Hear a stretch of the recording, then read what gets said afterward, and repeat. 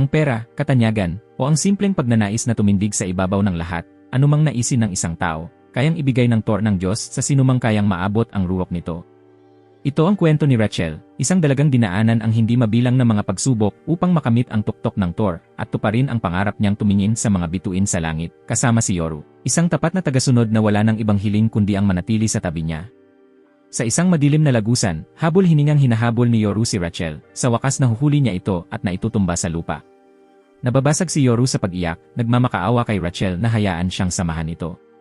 Ngumingiti si Rachel, pinapahiran ang mga luha ni Yoru, umaasang makakalimot siya tungkol sa kanya. Kailangan niyang ipagpatuloy ang pag-akyat sa Thor. Maaari bang maghintay si Yoru hanggang siya ay muling isilang? Hinahaplos ni Rachel ang kanyang mukha at dahan-dahang nagiging mga talulot ng bulaklak. Walang magawa si Yoru, napaluhod at pinaghahampas ang lupa sa pagkadismaya. Biglang umuugong ang isang tinig, sinasabihan si Yoru na kung nais niyang malaman ang katotohanan, kailangan niyang maabot ang tuktok ng Thor. Habang humihina ang tinig, lumilitaw ang isang dambuhalang kamay at sinasalya si Yoru. Nagigising si Yoru sa isang malabong silid, napatalon at nagtataka kung nasaan siya. Bumabalik ang tinig, ipinapaliwanag na ito ay isang lugar na tumatanggap ng kahit sino. May lumilitaw na figura sa likod ni Yoru, ipinakikilala ang sarili bilang si Hedon, ang tagapagbantay ng Thor ng Diyos. Nagulat si Yoru at umatras. Ang tagapagbantay ng Thor ng Diyos. Agad na naaalala ni Yoru ang mga sinabi ni Rachel bago siya naglaho, sinabi rin nitong kailangan niyang akyatin ang Thor. Mabilis na tinatanong ni Yoru si Hedon ng maraming katanungan. Ano ang lugar na ito? Nasaan si Rachel? Ngumiti lamang si Hedon at itinuro ang kanyang tungkod sa kisame, sinasabing kung nais ni Yoru ng mga kasagutan, nasa rurok ng Thor ang mga iyon, nais ba ni Yoru na kumuha ng isang pagsubok? Ito ang magtatakda kung kwalipikado siyang akyatin ng Thor. Bago pa maintindihan ni Yoru ang nangyayari, gumagamit na si Hedon ng mahika upang baguhin ang kanilang paligid. Sa likod ni Yoru ay lumilitaw ang isang hawla na naglalaman ng isang napakalaking isda. Ipinaliwanag ni Hedon ang mga patakaran, simple lamang ang gawain, kailangan pumasok ni Yoru sa hawla, lampasan ang puting igat, at sirain ang itim na bola. Bago magsimula ang pagsubok, binibigyan muna ni Hedon si Yoru ng huling pagkakataon para mag-isip muli. Mapanganib ang Thor, hindi ito isang palaruan. Para sa isang napakaliit at magaan tulad ni Yoru, napakataas ng tsansang mamatay. Maaari pa siyang umatras. Bago matapos ni Hedon ang kanyang babala, diretsong sumugod si Yoru papunta sa hawla. Biglang lumitaw ang isang dalaga at sinipa si Yoru sa mukha, nagsasabi ng mga kakaibang bagay na hindi maintindihan ni Yoru. Isa pang lalaki ang nagmamadaling lumapit at, nang mapansing hindi naintindihan ni Yoru ang wika nila, inilabas niya ang isang kumikislap na bola na bumalot kay Yoru. Ngayon ay naintindihan na ni Yoru ang sinasabi nila. Ipinaliwanag ng lalaki na isa itong pangkaligtasang anting-anting sa Thor at itinuro niya kay Yoru kung paano ito gamitin. Ang lahat ng mga bagong bagay na ito ay lubos na nagpapahilo kay Yoru sa sunod-sunod na sorpresa. Lumapit ang dalaga, si Yuri, upang suriin si Yoru. Mukhang si Yoru ay isang irregular. Ano ang isang irregular? Nalilito si Yoru. Kailangang ipaliwanag ni Yuri sa batang mangmang na ito na ang mga irregular ay mga taong pumapasok sa Thor ng mag-isa. Dapat ay napakalakas nila. Pero bakit napakahina ni Yoru? Sa antas niya, ang pagpasok sa hawlang iyon ay tiyak na kamatayan. Isang maputlang bata ang haharap sa isang pagsubok na kahit ang mga nasa ika-20 palapag ay mahihirapang lampasan, masyadong mataas ang hirap. Hinihiling ni Yuri kay Hedon na ibaba ang hirap para kay Yoru pero tumanggi si Hedon. Simple lang ang dahilan, si Yoru ay isang irregular, ang ganitong antas ng hirap ay para makita kung tunay siyang pumapasa sa mga kailangan upang makapagpatuloy sa Thor. Gusto pa ring makiusap ni Yuri para kay Yoru pero pinigilan siya ni Yoru. Nagpasalamat si Yoru kay Yuri sa pag-aalala, ngunit pinaninindigan niyang magiging ayos lang siya. Pagkatapos ay naglakad siya papunta sa tarangkahan. Mula sa likod, sinubukan pa siyang pigilan ni Yuri, wala pa siyang alam tungkol sa Thor, ngunit naglalakad na siya papasok, may nais ba talagang mamatay si Yoru? Nakita ni Hedon ang pag-aalala ni Yuri para sa batang ito, at nagmungkahing bakit hindi mo siya pautangin ng Black March. Depende sa gagamit, ang espada ay maaaring maging isang pirasong tingga o isang talim na pumuputol ng kahit ano. Agad na tumutol si Raven, sinasabing tanging mga prinsesa ni Jihad lamang ang maaaring gumamit nito. Nakunot ang noon ni Yuri ngunit nagpa siya pa ring ipahiram ito kay Yoru. Nag-aatubili si Yoru ngunit iginiit ni Yuri kaya tinanggap niya ito. Pagkatapos ay pumasok si Yoru. Mula sa labas, sinimulang sabihin ni Raven sa prinsesa na itong pagsubok ay may napakadaling paraan para pumasa, pero nakadepende kung sapat ang talino ni Yoru para malaman ito. Sumugod ang igat upang atakihin si Yoru na nanatiling nakapirme. Sumigaw si Yuri ng babala, ngunit pinigilan siya muli ni Hedon at matatapos ang pagsubok. Hindi iyon iniintindi ni Yuri, hindi niya hahayaang mamatay si Yoru ng ganito. Habang handa na sana siyang sumugod, pinigilan siya ni Raven. Maayos naman ang ginagawa ni Yoru, imposibleng takbuhan ang igat na ito. Ang pinakamainam na paraan ay ang tuluyang malunok nito. At habang tinatapos niya ang pagsasalita, nagsimulang dumugo ang igat at napilitang iluwa si Yoru.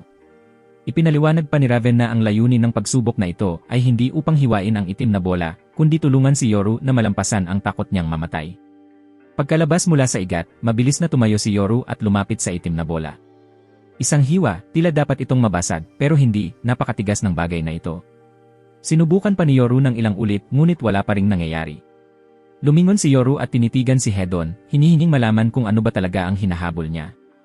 Umiti lang si Hedon, hindi niya yon pwedeng ibunyag. Samantala, patuloy na tinutusok ni Yoru ang itim na bola, hinahampas ito habang inaalala ang araw na una niyang nakilala si Rachel.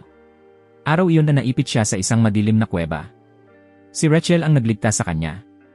Nanatili ito sa tabi niya, nagbibigay ng lakas ng loob at naglalaro kasama siya sa pinakamiserableng panahon ng buhay niya.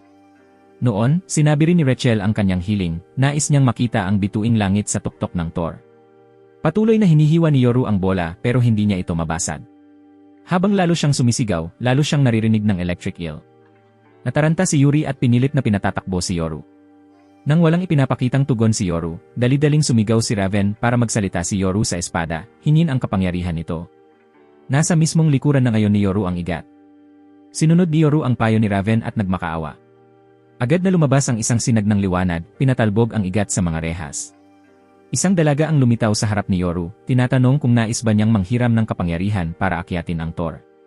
Sa narinig, agad itong itinanggi ni Yoru, hindi niya kailangan akyatin ang Thor. Nais lamang niyang makita muli si Rachel. Ikinalaglag ng babae ang kanyang gulat sa sagot na yon. Bagamat simple ang isip ni Yoru, ngayong minsan lang, ipapahiram niya rito ang kanyang kapangyarihan. Yumakap siya kay Yoru. Nakabawi ang igat at sumugod para umatake. Pero huli na, winasak na ng espada ang itim na bola. Dahil dito, parehong naglaho si Yoru at ang babae. Naiwan sina Yuri at Raven na nagtataka. Saka lamang humarap si Hedon para ipaliwanag na naipadala na ang dalawa sa mas mataas na palapag. Nataranta si Raven sa pagtutol, paano ito nangyari? Nasa kay Yoru pa ang Black March. Kailangan nila itong mabawi agad. Habang umaalis sina Yuri at Raven, binigyan ni Hedon ng huling tingin ang igat. Ngumiti ito ng misteryoso, lalo pang nasasabik sa mga susunod na mangyayari. Nagising si Yoru sa isang makapal na damuhan, litong-lito. Muling nagsalita ang tinig, ipinapaliwanag na ito ang ikalawang palapag, nasusubok kung karapat-dapat siyang umusad pa. Sinimulan nitong ipaliwanag ang mga patakaran sa lahat ng kandidato sa lugar. Ang palapag na ito ay may kabuuang 400 na tao. Simple ang tuntunin, magpatayan hanggang mabawasan ang bilang ng mga kandidato sa 200 at matatapos ang pagsubok.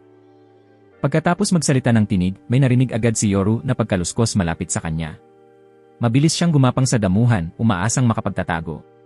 Hindi ito umubra, isang matangkad na lalaki ang nakadiskubre kay Yoru, pinihit siya pababa at muntik nang umatake nang tamaan siya ng mga palaso mula sa likod, dinadagdag siya sa bilang ng mga patay.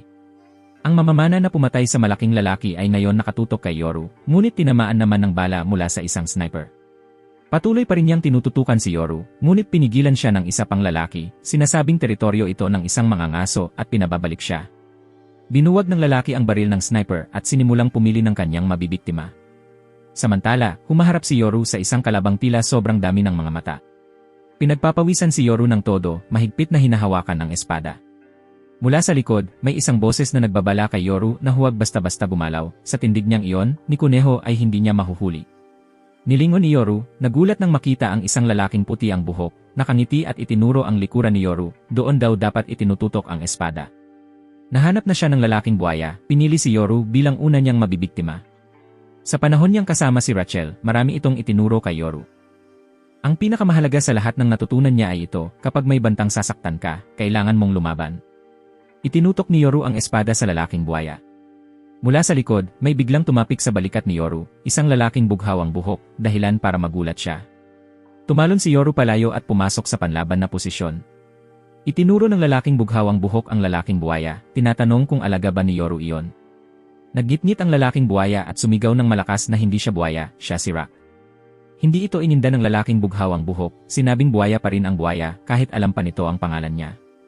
Itinutok ni Rock ang sibat sa lalaking bughawang buhok, sinasabing kung wala itong pakay dito ay umalis na para makapangaso na siya kay Yoru.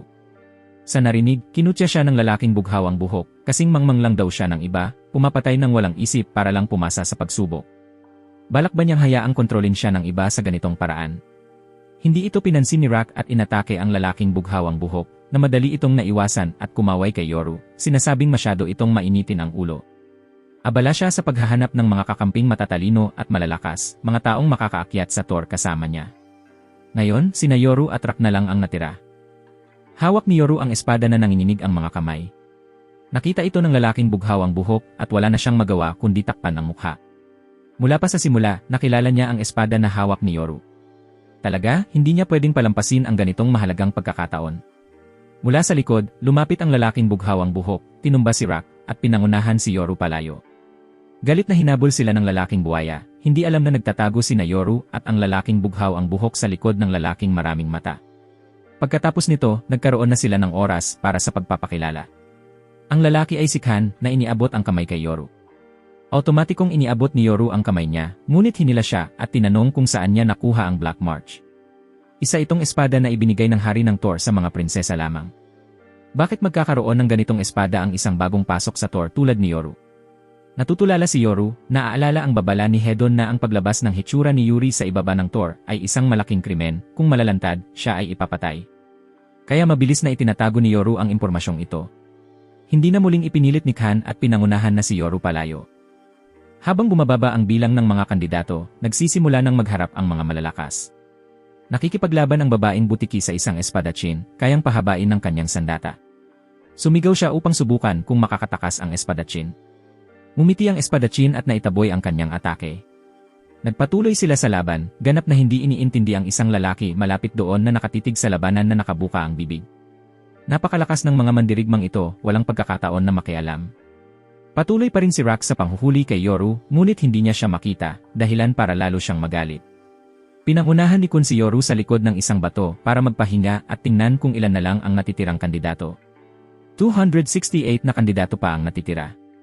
Sinabi ni Kun kay Yoru na maghintay pa ng kaunti. Nang makita siyang nanginginig pa rin, nagsimula si Kun makipag-usap sa kanya.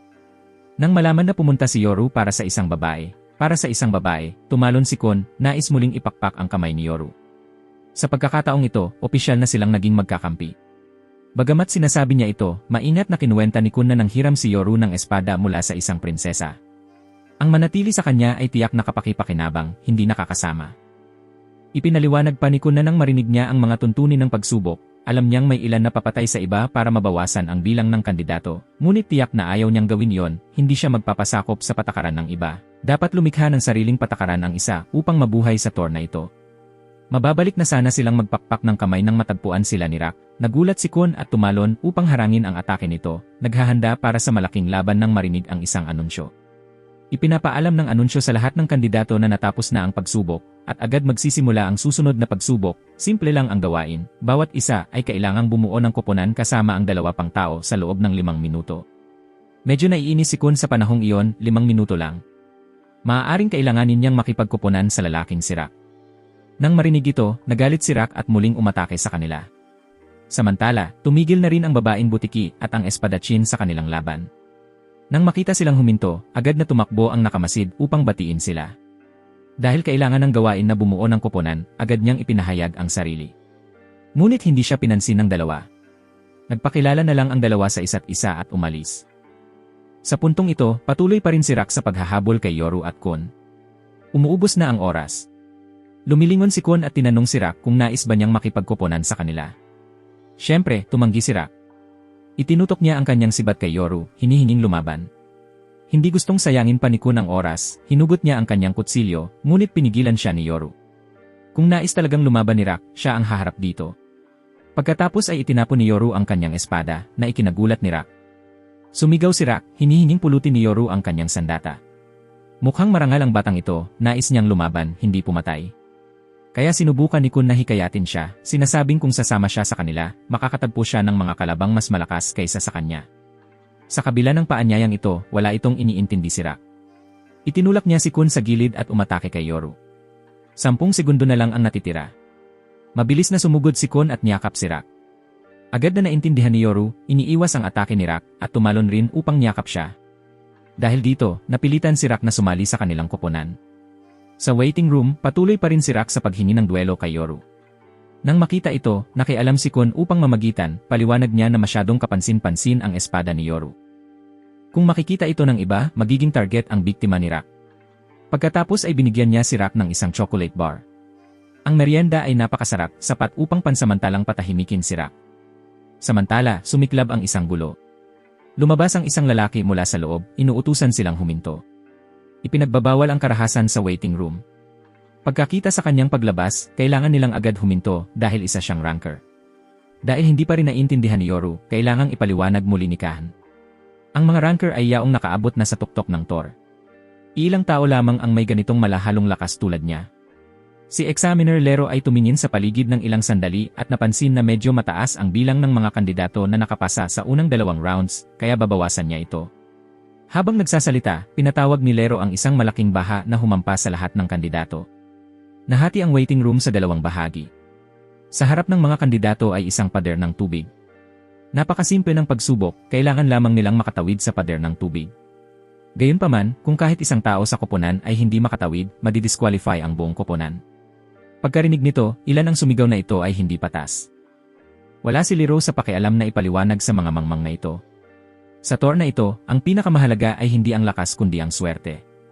Dapat silang manalangin na maging sapat ang kanilang swerte upang makahanap ng magagandang kakampi. Nagsimula nang magkwenta si Kun, dapat walang problema ang lalaking buhaya sa pagdaan sa tubig, kaya natitira na lang si Yoru. Lumilingon si Kun ngunit wala siyang makita kay Yoru kahit saan. Nakakagulat, ngayon ay tumatawag si Yoru sa Examiner, ngunit nakatayo siya sa kabilang panig ng hindi natutulak ng tubig. Agad na pinasa ni Examiner Lero si Yoru. Maaaring may mali sa operasyon, ngunit iyon ay isang uri rin ng swerte. Alam ni Kun na walang swerte dito. Ilang sandali lang ang nakalipas, nakatayo pa siya sa tabi ni Yoru at siya rin ang natulak papunta rito. Nagsimula ang pagsubok, pinipilit ng mga kandidato ang kanilang mga kalamnan, ngunit hindi pa rin makapasok sa pader ng tubig.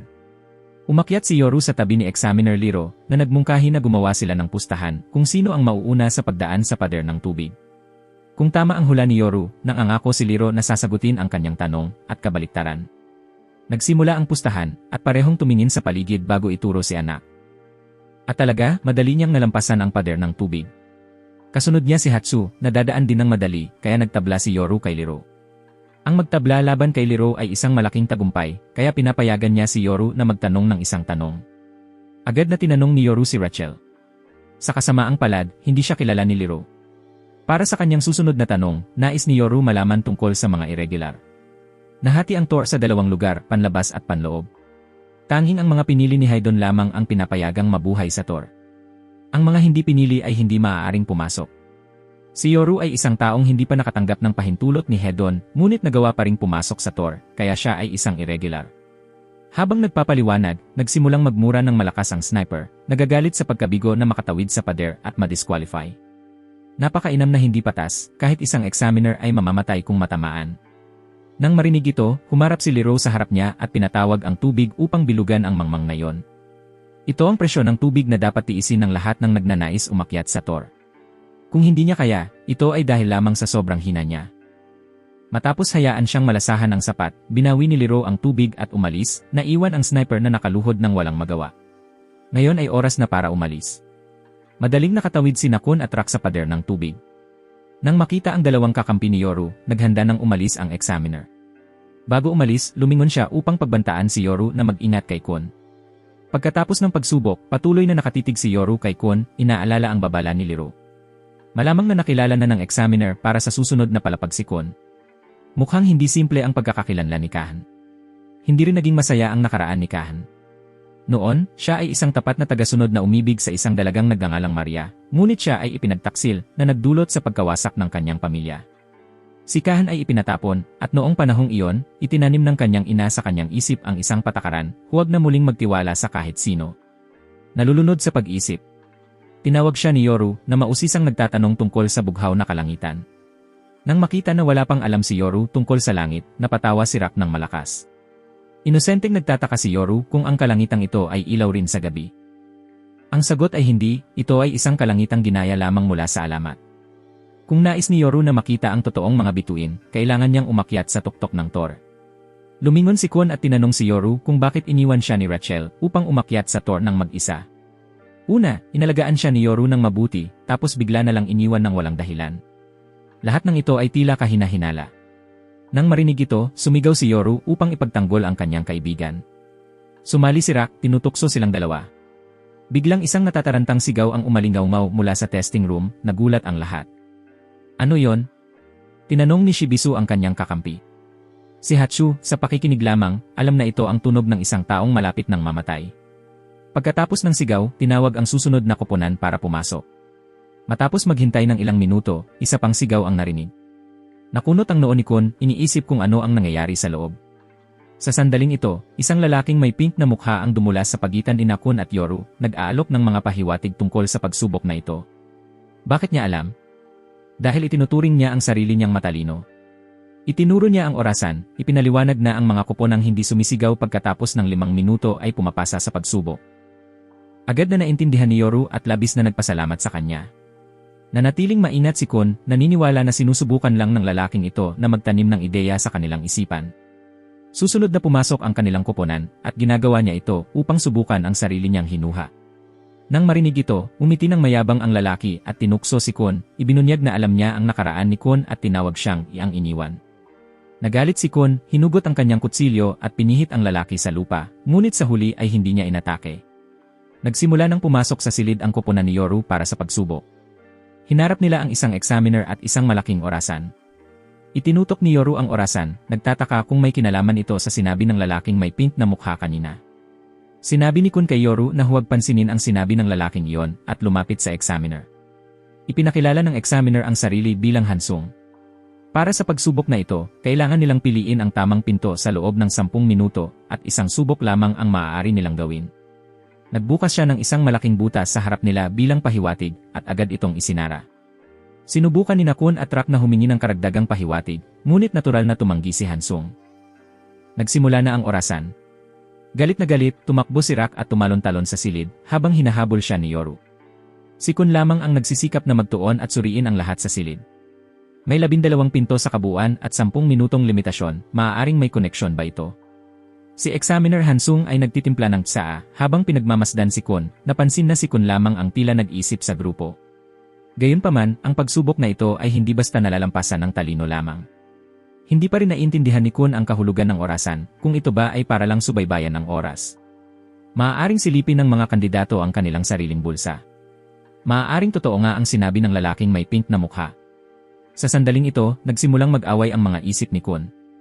Isang bahagi ay naniniwala na totoong nagbigay ng tamang pahiwatig ang lalaking iyon.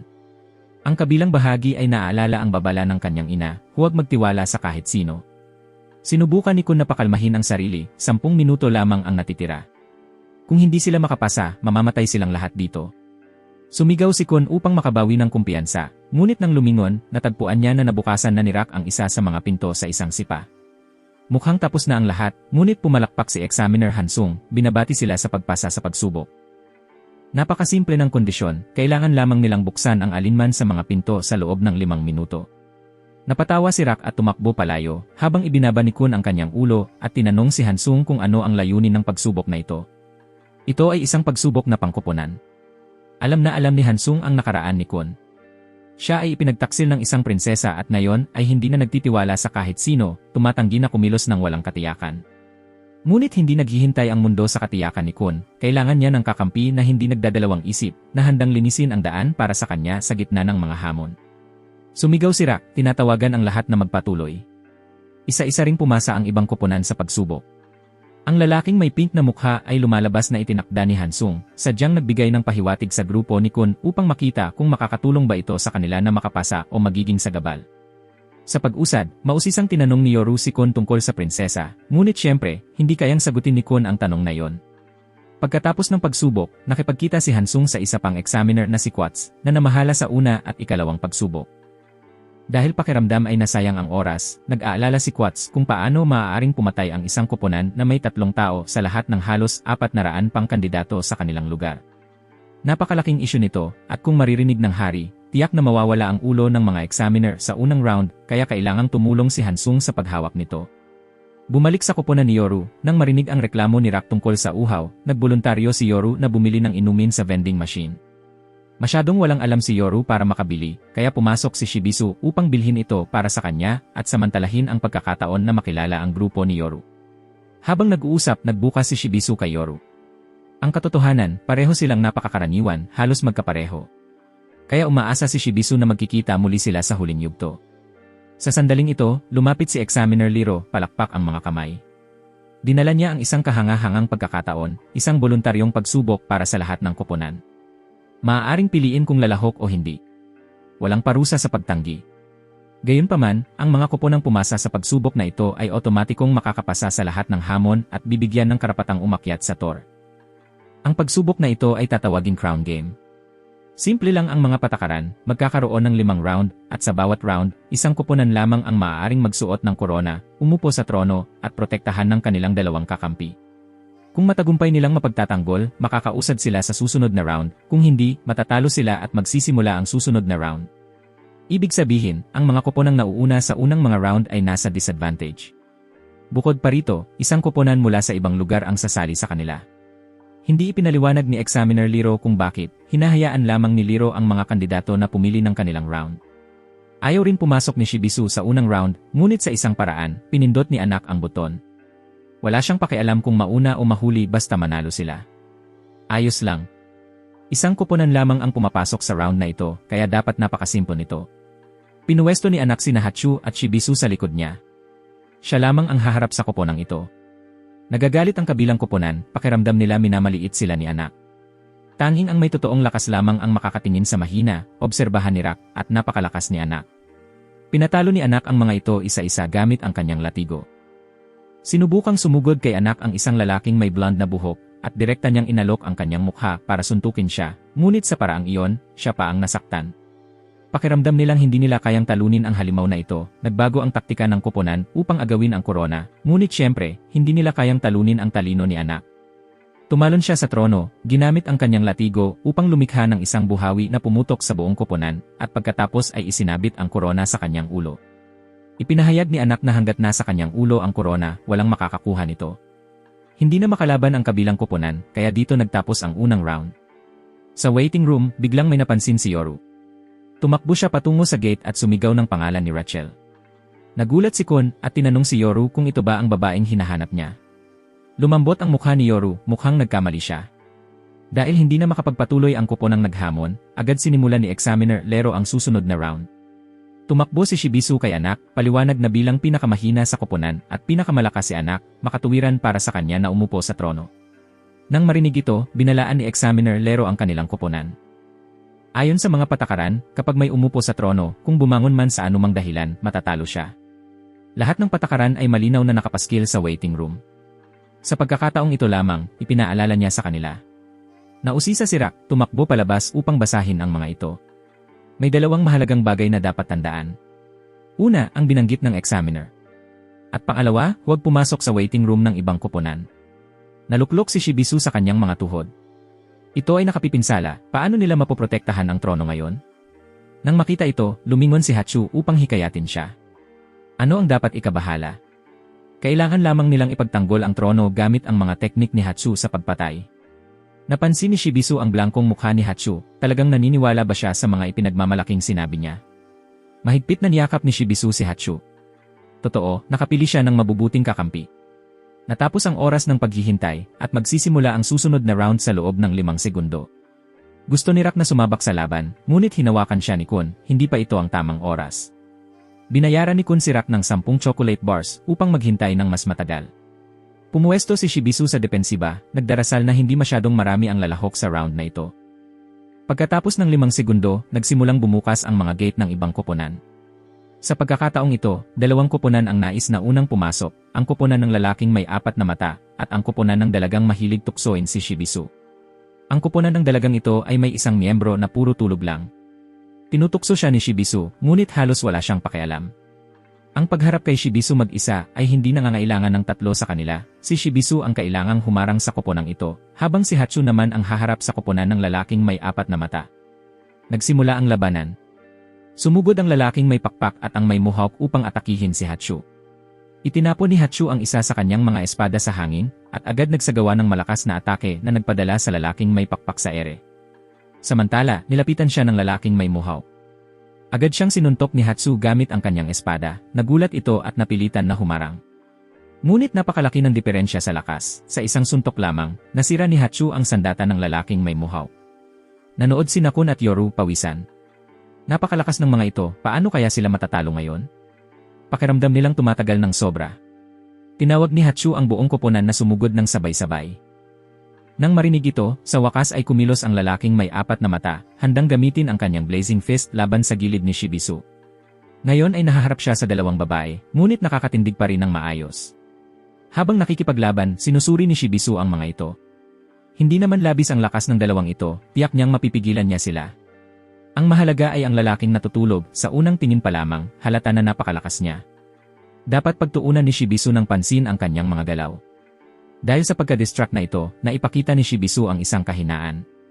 Sinunggaban ito ng babaeng may sungay at hinawakan si Shibisu mula sa likuran, na nagbigay daan kay Serena na ibigay ang finishing blow. Hindi makaalis, mahigpit na ipinikit ni Shibisu ang kanyang mga mata, humihingi ng paumanhin kina Anak at Hachu.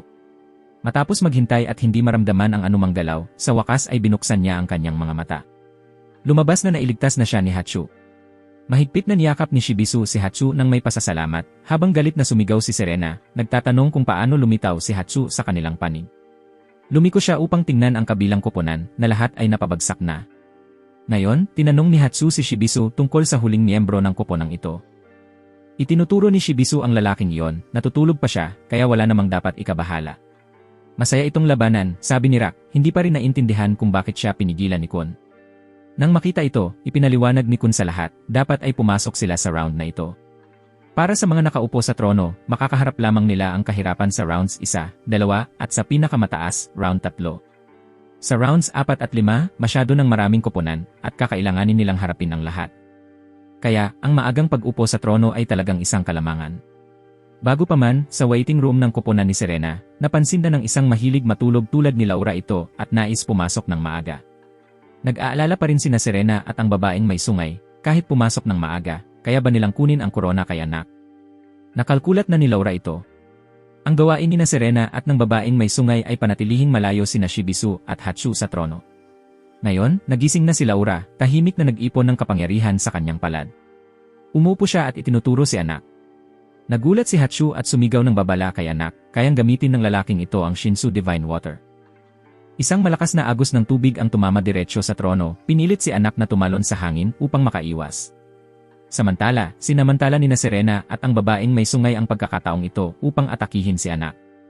Tumakbo rin sina Hachu at Shibisu upang protektahan siya, ngunit naharang ng agos ng tubig ni Laura. Matapos ang atake, matatag pa rin si Anak sa trono. Lubhang nagalit si Anak dahil sa pagkagising ng bastos. Pinalaki niya ang kanyang latigo at ipinahayag na papatayin niya si Laura. Ang latigo ni Anak ay umiikot ng malakas sa buong arena.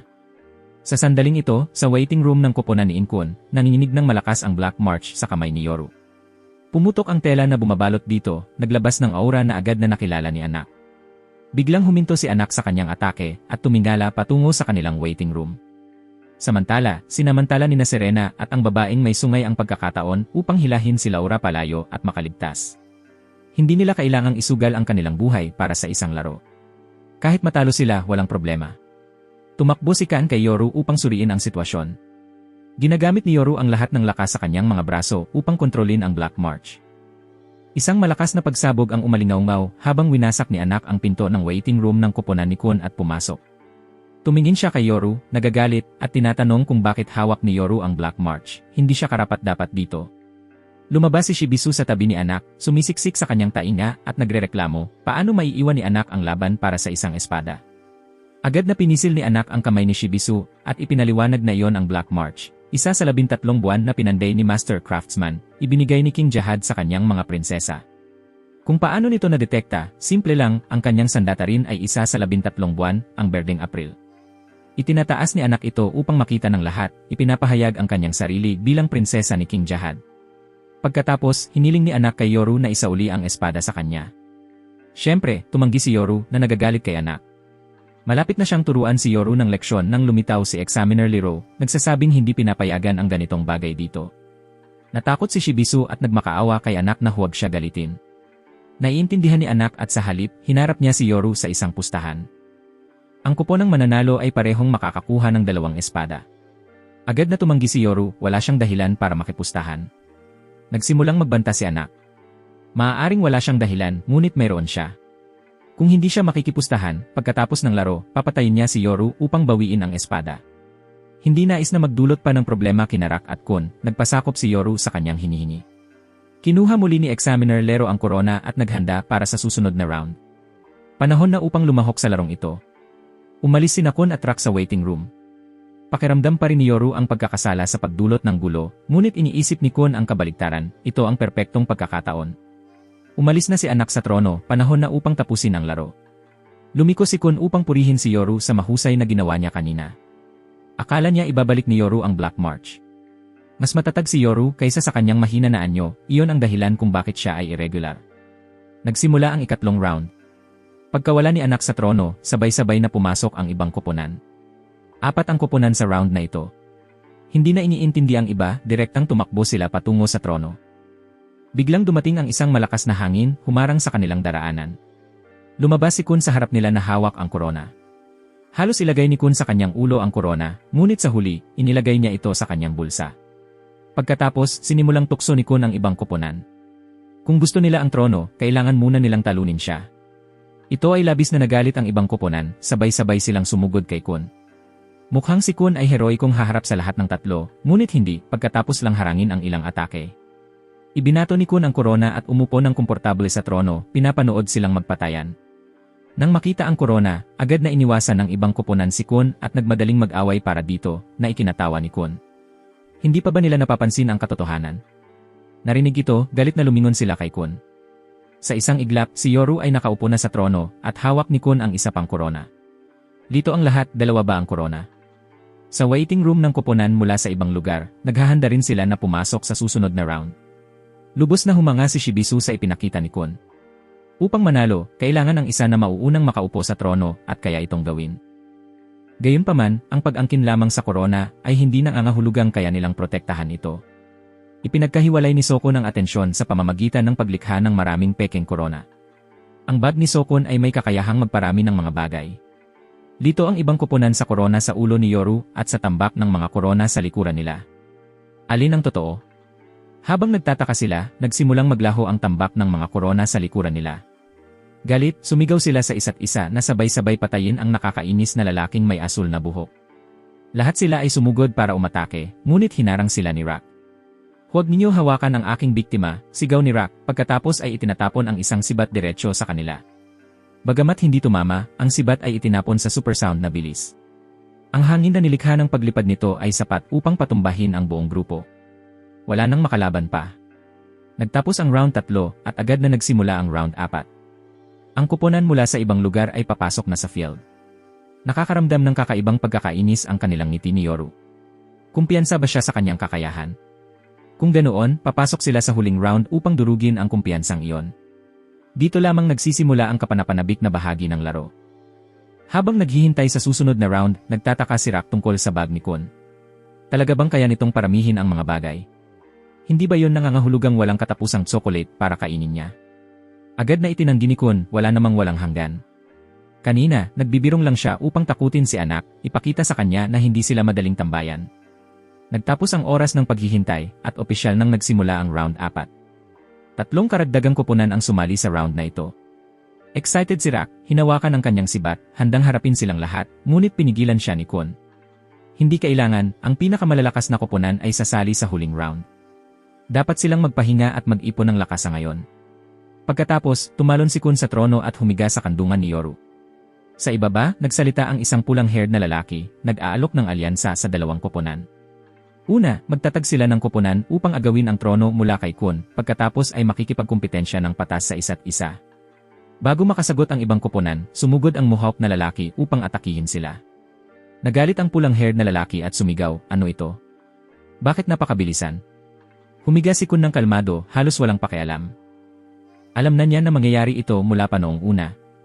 Ang mga kakasugod lang ay mga kaalyado nila. Ipinaalala ni Kun kay Yoru ang unang pagsubok, yung nagbawas sa 400 tao hanggang 200. Hindi nagustuhan ni Kwon ang mga patakaran ng test na yon, kaya tinulungan niya ang mga nasugatan sa pamamagitan ng paglagay sa kanila sa kanyang bag, sa kondisyon na tutulungan nila siya kapag humingi siya. Sa kabutihang palad, ang susunod na test ay may tamang kondisyon para makabuo sila ng koponan. Pagkatapos ng ikatlong test, natuklasan ni Examiner Hansung na may 3 tao sa bag ni Kwon, kaya pinakawalan niya sila sa waiting room ng susunod na test. Kanina, nang itali ni Kwon ang kanyang buhok, iyon ang senyales para humingi ng tulong sa kanila. Agad nilang natalo ang koponan ng pulang-haired na lalaki, pagkatapos ay diretsyo silang pumasok sa waiting room. Kaya, nagtapos ang round 4 na may panalo para sa koponan ni Kwon. Sa waiting room, nakatayo si Shibisu, nakatawid ang mga braso, pinagmamasdan si Kwon. Lubos siyang humanga sa ipinakita ni Kwon. Nang makita si anak na tahimik, tinukso niya ito, ngunit agad na pinisil sa bibig, na napasigaw sa sakit. Dahil ito na ang huling round, hindi na kailangan ni Examiner Liro na paalalahanan sila, pumasok na ang ibang koponan sa field. Isang bagay ang tiyak, napakalakas ng lahat ng koponang ito. Si Rak at si Kan ay nakatayo sa magkabilang panig, pinoprotektahan si Yoru. Bago pa makapagbigay ng senya si Examiner Lero para simulan ang laro, isang tao na nakasuot ng itim at may tungkod ang sumugod, umatake sa koponan ng maraming matang lalaki. Nabigla, agad na bumagsak ang isang miyembro ng koponan, habang ang dalawa ay nagpupumilit na depensahan ang sarili, ngunit napapabagsak sila. Ipinaalala ni Kan kay Rak na gaya ng hinala, matapos tanggalin ang koponan ng maraming matang lalaki, susunod ang buwaya. Matapos makipagpalitan ng ilang galaw, tumama si Rak sa bibig. Nilampasan siya ng kalaban at tumalon patungo kay Yoru. Hindi inaasahan, sa sandaling iyon, isang miyembro ng koponan mula sa ibang lugar ang sumugod upang harangin siya. Naguguluhan din si Kwon kung bakit sila tumutulong. Ang pagka-distract sa labanan ay delikado, muntik na siyang tamaan. Ngayon, tinatarget na siya ng isa pang koponan. Nakikita ang mga kasamahan niyang nakikipaglaban, mabilis na tumingin si Yoru sa paligid. Ang nakapusyong babae mula sa koponan ng ibang lugar ay nagsalita kay Yoru, sinasabi na huwag siyang mag-alala, hindi nila agawin ang kanyang korona. Ang tinig na ito, si Rachel ba? Sigaw ni Yoru. Habang may tumutulong laban sa babae na nakasuot ng itim, mabilis na bumalik si Rak upang tulungan si Kwon na labanan ang natitirang koponan. Habang nakikipaglaban, tinanong ni Rak si Kwon kung binribi niya ang ibang koponan. Siyempre hindi, galing sila sa ibang lugar. Paano niya sila mabribe? Hindi alam ni Kwon ang kanilang layunin pero tiyak siya sa isang bagay. Mananalo sila sa larong ito dahil wala namang pakialam ang iba sa korona. Narinig ito, hinawakan ng buwaya ang ulo ng boksinggero at itinatapon siya diretsyo sa pader. Inaasikaso rin ni Kwon ang lalaking may 2 espada. Samantala, ang babae na nakasuot ng itim ay nakikipaglaban sa isang tao mula sa ibang lugar. Habang nagpapalitan ng atake, tinutukso niya ang nakapusyong babae, sinasabi na alisin niya ang maskara nito bago tapusin ang laban para makita kung maganda ang mukha o pangit sa ilalim. Sa panig ni Yoru, patuloy siyang sinusubukang tawagin si Rachel. Maraming iniisip ang bumabalot sa kanyang isipan. Kung ang taong nasa harap niya ay tunay nga si Rachel, wala na siyang dahilan para ipagpatuloy ang pag-akyat sa tour. Sabi ng babae na may kayumangging buhok, tapos na ang laro ngayon. Habang malapit nang tapusin ang nakapusyong babae, biglang naputol ang kanyang high heels, dahilan para siya ay matumba. Samantala, sinamantala ng nakapusyong babae ang pagkakataon, nilampasan niya ang babae at sumugod, tumatalon diretsyo sa ibabaw ng malaking lalaki na humaharang kay Yoru upang maabot siya. Mukhang handa na siyang tamaan si Yoru, ngunit hindi inaasahan, lumiko siya upang atakihin si Rachel sa halip. Nagulat si Rachel, kaya nakakaiwas lamang, ngunit tumama pa rin ang suntok. Nahulog siya pabalik, ang kanyang hood ay natanggal. Tunay nga siyang si Rachel, sigaw ni Yoru, tumatalon upang harangin ang atake para sa kanya. Hindi iniintindi ang laro, tumanggap si Yoru ng tama sa ulo at nahulog, dumaloy ang dugo. Sa sandaling iyon, bumabalik sa isip ni Yoru ang lahat ng alaala kay Rachel. Agad, isang nakakatakot na liwanag ang sumiklab, yumakap kay Yoru at Rachel. Nagulat ang umaatake, hindi nakakaiwas sa oras. Pagkatapos ng liwanag, nabasag ang maskara niya, at siya ay malubhang nasugatan, lumuhod. Hawak ang espada, handa nang tapusin ni Yoru ang kalaban. Sa sandaling iyon, biglang nag-freeze ang oras sa paligid ni Yoru. Lumitaw ang babae mula sa Black March, hinalikan ang pisngi ni Yoru, at pinatulog siya. Samantala, patuloy na sinusubukang mahanap ni Yuri ang kanyang daan pababa sa testing area. Sa kabila ng hirap, determinado siyang makipagkita kay Yoru pagkatapos matapos ang crown game. Dinala si Yoru sa recovery room. Nakipagkita si Examiner Lero kay Examiner Hansung upang iulat ang resulta ng laro, walang nanalo, at upang tanungin kung bakit nilikha ang test na ito. Ipinaliwanag ni Hansung na ang lahat ay sanhi ni Quartz. Ang grupong iyon mula sa ibang lugar ay pumatay sa lahat ng kandidato sa kanilang area, kaya kailangan nilang pabilisin ang proseso para gawing legal na tower climbers ang mga ito, bago pa man marating ni Lord Avankal ang impormasyon. Ito ang layunin nila. Sa lakas na yon, inakala ni Hansung na maaari nilang manalo sa crown game, ngunit sa halip wala silang interes sa laro at tinulungan ang team ni Yoru. Tahimik na hinala ni Lero ito, mukhang kilala nila si Yoru noon pa man. Binanggit ni Lero ang mga patakaran ng Thor na itinatag ni Hedon, hindi pinapayagan na makilahok ang mga kakilala sa parehong test. Narinig ito, na ipaliwanag ni Hansung kay Lero na ang layunin ng examiner ay hindi lamang tukuyin ang kwalifikasyon sa pag-akyat ng Thor, narito sila upang hanapin ang mga may kakayahang lumabag sa mga patakaran. Sa pagbanggit nito, agad na naisip ni Lero si Yoru. Ang kapangyarihang sumiklab noon ay tunay na hindi makontrol. Matapos ang usapan, bumalik si Lero na may dalang napakaraming palaisipan. Ngunit isang bagay ang tiyak niya, ang kapangyarihan ni Yoru ay banta sa Thor. Si Yoru ay nananatiling walang malay, kasama si Kun sa kanyang tabi, umaasang mabilis siyang gagaling. Bukas ang araw ng test. Kung hindi magigising si Yoru, madidiskwalipika ang buong team. Habang nagdarasal, may kumatok sa pinto. Nagulat si Kun nang tingnan ito, si Rachel. Dumating siya upang humingi ng tulong kay Kun para sa isang bagay. Kahit na hindi pa nakita ni Yoru ang starry eye, kaya pa rin itong ipakita sa kanya ang imahinasyon nito. Isang langit na puno ng maliwanag at kumikislap na mga bituin. Sa kanyang panaginip, naaalala pa rin ni Yoru si Rachel, tunay na tapat na tagasunod. Ngayon, nasa tabi niya si Rachel, ngunit si Yoru ay hindi pa rin nagigising. Ipinaliwanag niya kay Kun kung paano sila nagkakilala. Medyo naiinis si Kun, sinabihan si Rachel na huwag na sa mga pagpapakilala at diretsahang sabihin ang punto. Ngayon, dumating si Rachel upang hilingin kay Kun na itago ang kanyang presensya, na lalo pang naguluhan si Kun. Lumapit siya kay Rachel, nagtatanong. Kung ayaw niyang makipagkita kay Yoru, bakit pa siya tutulong sa kanya sa crown game? Huminga si Rachel at sumagot, iyon mismo ang dahilan, kilala na nila ang isa't isa noon, at kung magkikita muli, tiyak na magiging pabigat sila sa isa't isa. Matapos ang usapan kay Rachel, naalala ni Kun si Maria, ang hindi nais maging pabigat sa isa't isa. Habang nag-iisip, narinig ni Kun ang ingay sa labas ng pinto, si Rak, na nagulat nang lumabas si Kun. Nagmadali si Rak na umatras, ipinaliwanag na hindi siya dumating dahil nag-aalala kay Yoru. May problema rin si anak. Kahit na nakuha niya ang Black March, hindi niya ito makontrol dahil ang Black March ay makikipag-usap lamang sa lalaki. Kaya dinala ni anak ito kay Shibisu upang siya ang magsalita sa kanyang ngalan. Sa isang paraan, sapat na ang hawakan ng espada para matamaan si Shibisu ng kuryente na naging itim ang kanyang katawan. Lumabas na hindi basta lalaki ang kailangan, dapat gwapo para makipag-usap ang Black March. Dahil walang epekto, kinuha ni anak muli ang espada at lumabas. Paglabas niya sa pinto, nabangga niya ang babaeng may kayumangging buhok. Agad siyang tinukso ng babae nang makita si anak. Ang Black March ay pag-aari ni Prinsesa Yuri ng Haring Jahad, isa sa mga pinakatanyag at makapangyarihang prinsesa sa Thor na ito. Kung malalaman ni Yuri na hawak ng isang peking prinsesa ang kanyang espada, tiyak na mamamatay si anak. Narinig ito, galit na hinarap ni anak ang babaeng may kayumangging buhok upang umatake.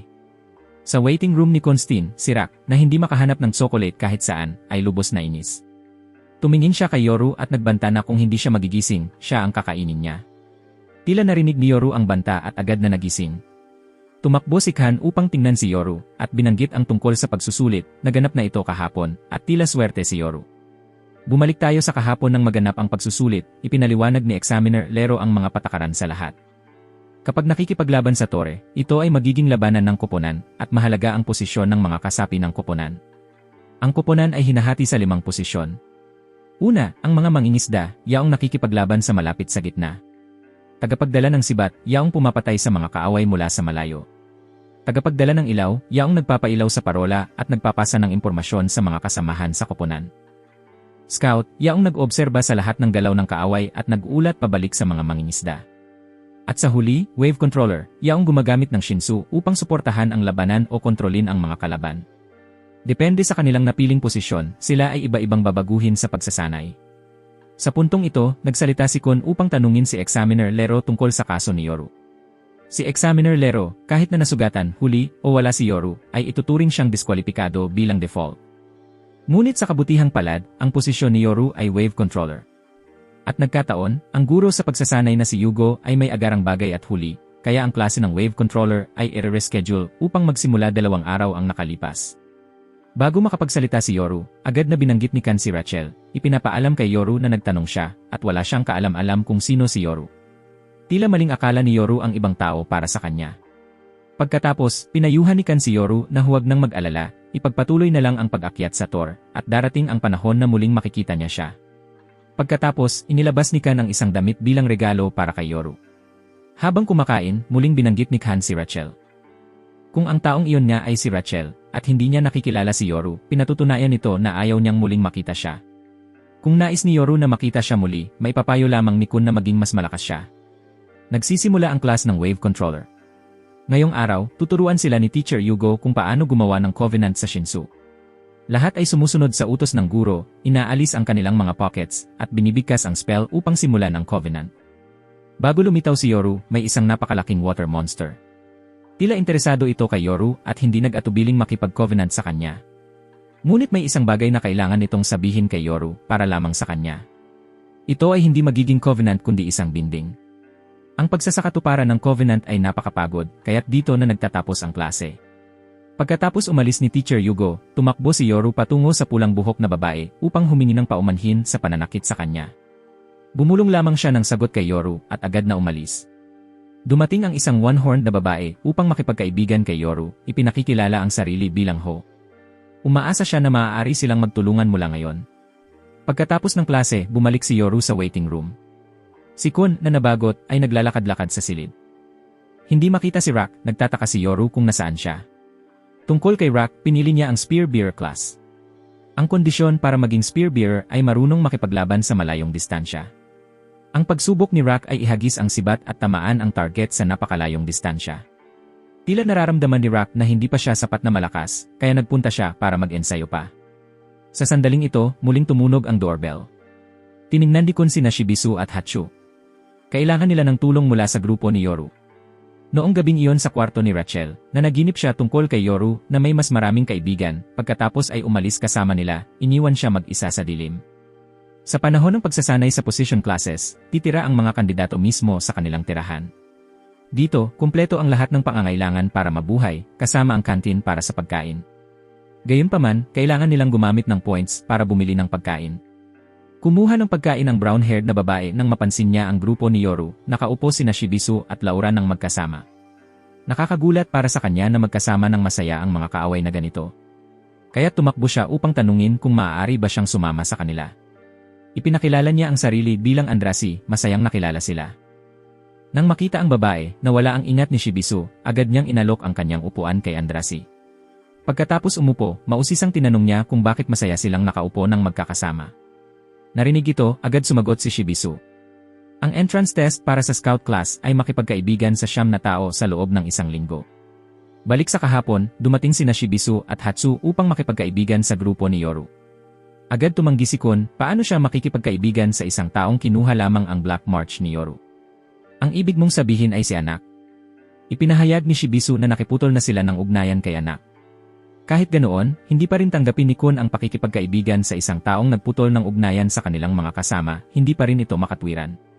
Sinundan ito ng pagtatalo ni Kun at Hatsu, kung saan tinalo ni Hatsu si Kun tungkol sa sobrang kapansin-pansin ng kanyang mga hikaw. Sa kabutihang palad, dahil kay Yoru, sa wakas ay pumayag si Kun na makipagkaibigan sa kanila. Sa dining table, kahit na magkasama sina Hatsu at Kun, may taglay pa rin silang sama ng loob, agad na tinatanggihan ang anumang alok ng pagkakaibigan mula kay Shibisu. Sa sandaling iyon, dumaan si Anak at tinukso si Andrasi. Isang prinsesa, nakaupo kasama ang mga taong ito, hindi ka ba natatakot na pagtulungan ka? Namangha si Shibisu, nakabuka ang kanyang bibig. Si Andrasi ay prinsesa rin. Nadiskubre na hindi na ito itinatago ni Andrasi. Siya nga ay isang prinsesa, kahit na wala itong kaugnayan kay Anak, titulo lamang ito. Ang mga prinsesa ay malalakas na individual na pinili ng hari at binigyan ng pangalang Jihad. Pagkatapos ng pagkain, nagsimula ang entrance test ng klase ni Andrasi. Napakasimple ng pagsusulit, bawat isa ay bibigyan ng isang tungkod at kailangan lamang itulak ang iba mula sa haligi upang makakuha ng puntos. Dahil ang haligi ay mataas, malamang na masaktan kapag nahulog, kaya natatakot ang lahat. Pagkagsimula ng pagsusulit, agad na sumugod si Anak upang atakihin si Andrasi. Samantala, inilabas ni Kun ang isang makina at sinimulang suriin ang impormasyon ng mga kandidato. Una si Rak, matapos ang 7,749 na pagkabigo, sa wakas ay nakapasa sa entrance test. Sunod si Rachel, ngunit kakaunti lamang ang impormasyon tungkol sa batang ito.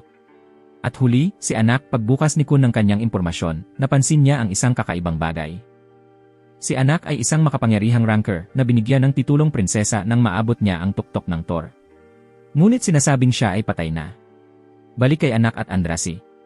Hindi gustong makipaglaban, umalis si Andrasi kay Anak at tumakbo palayo, basta-basta na lang binabagsak ang iba pang mga kandidato sa daan. Ngunit nakakainis ang patuloy na habol ni Anak kay Andrasi. Si Anak, na rin ay naiinis, ay gumamit ng Shinsu upang dagdagan ang kanyang bilis, sumugod at sinipa ang haligi ni Andrasi sa gilid. Habang ihahatid niya ang isa pang suntok, hinawakan ni Andrasi ang binti ni Anak at ibinagsak siya diretsyo sa lupa.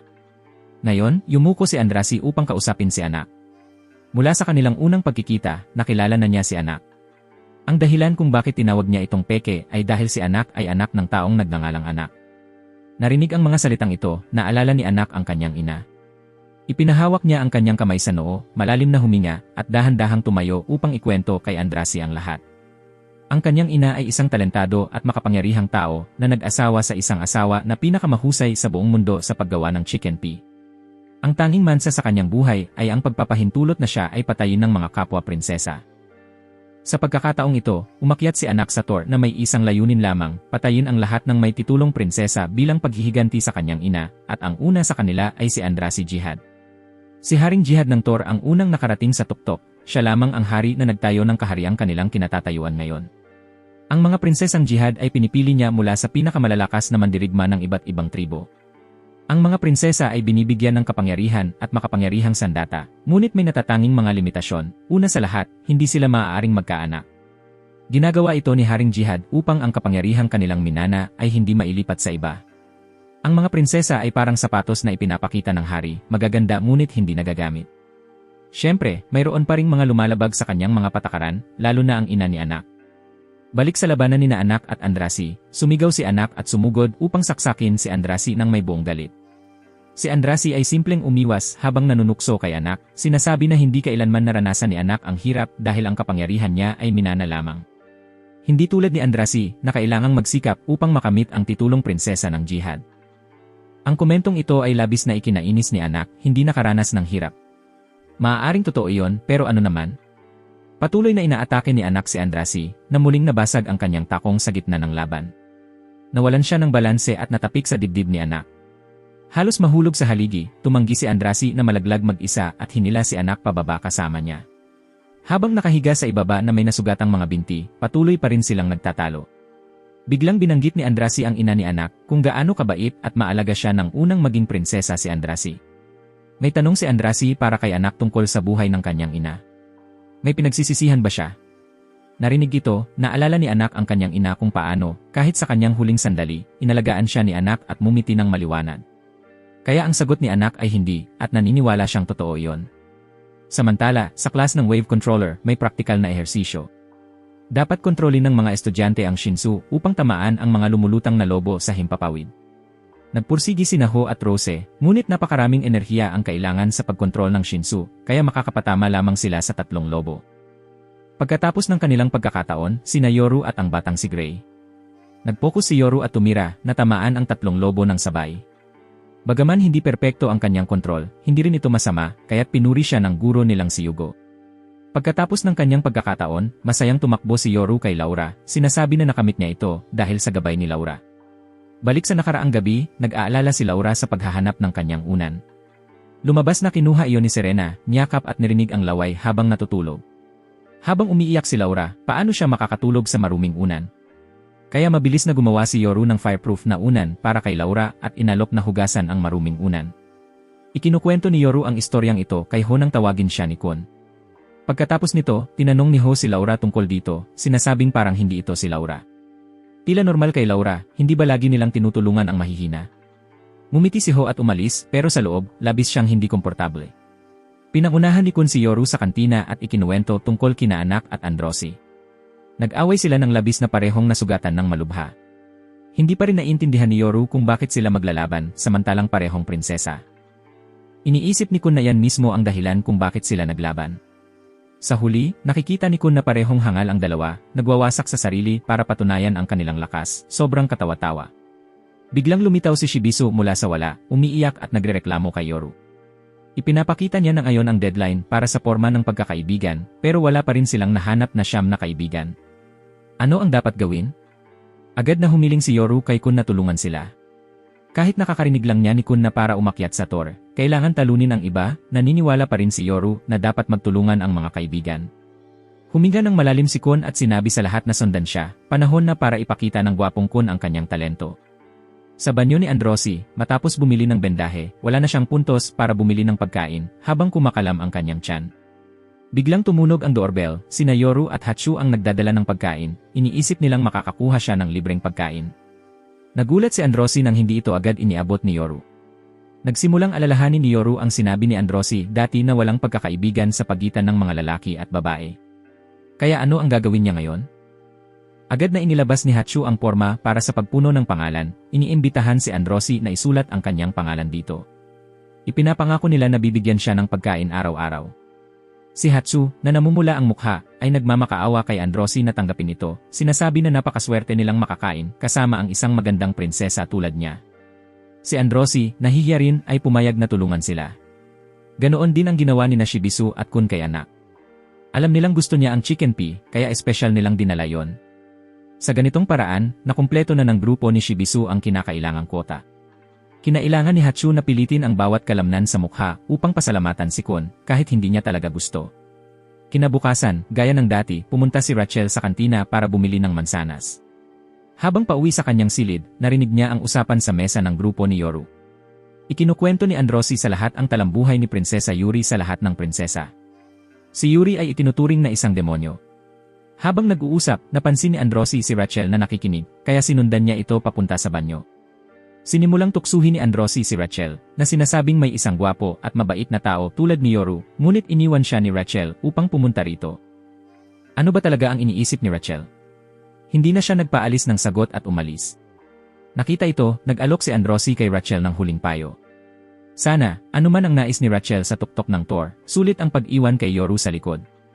Kinabukasan, sa klase ng Wave Controller, habang pinapakita ni Teacher Yugo kay Yoru kung paano kontrolin ang Shinsu, napansin ni Ho kay Laura na marami pa ring itinatago si Yoru sa kanila. Ano nga ba talaga ang pagkakakilanlan ni Yoru? Pagkatapos ng klase, bumalik si Ho sa waiting room, humihiga at humihingal sa pagod. Naalala ang isang masakit na nakaraan, narinig niya ang doorbell. Lumabas si Ho at may nakita siyang liham sa pintuan. Binuksan niya ito at nagulat ng labis. Samantala, tinawag ni Examiner Hansung si Examiner Lero para ipahayag ang susunod na pagsusulit, isang laro ng tagu-taguan. Sa sandaling ito, dumating din si Examiner Quats. Para sa susunod na pagsusulit, papalitan ni Quats si Lero bilang Examiner. May isang padalos-dalos na tao tulad ni Quats bilang Examiner, hindi maganda ang sitwasyon, naisip ni Lero habang pinipisil ang kanyang ulo sa pagkabahala. Nagsimula ang pagsusulit. Dinala ni Examiner Hansung ang lahat ng kandidato at ipinaliwanag ang mga patakaran. Mukhang nakumpleto na ni Rak ang kwota sa klase bago pa man, kaya hindi na niya kailangang lumahok sa pagsusulit na ito. Tungkol sa mga patakaran, may kabuang 28 kalahok, hinati sa 2 koponan. Simple lamang ang kanilang gawain, hulihin ang demonyo. Bawat koponan ay pipili ng isang fisherman upang maging demonyo. Itinuturo ni Examiner Hansung ang bintana patungo sa isang napakalaking estruktura. Dapat protektahan ng mga koponan ang kanilang demonyo at dalhin ito sa huling punto, o maaari rin nilang atakihin upang agawin ang badge ng demonyo ng kalabang koponan. Makakakuha ng bawat miyembro ng koponan ng 100,000 puntos ang koponang magwawagi, at ang individual na makakakuha ng badge ng demonyo ay makatatanggap ng 200,000. May espesyal na punto sa larong ito, ang mga examiners ay may sariling demonyo rin, at ang demonyo ng examiner ay kukunin ni Quats. Pagkatapos ipaliwanag ang mga patakaran, hinati ang mga koponan sa magkakaibang lugar. Sa koponan ni Kun, dahil ang posisyon ni Kun ay light bearer, iminungkahi ni Shibisu na maging leader ng koponan si Kun. Mabilis na inilatag ni Kun ang plano, una, kailangan nila ng pain. Agad na pinili ng lahat si Shibisu bilang pain.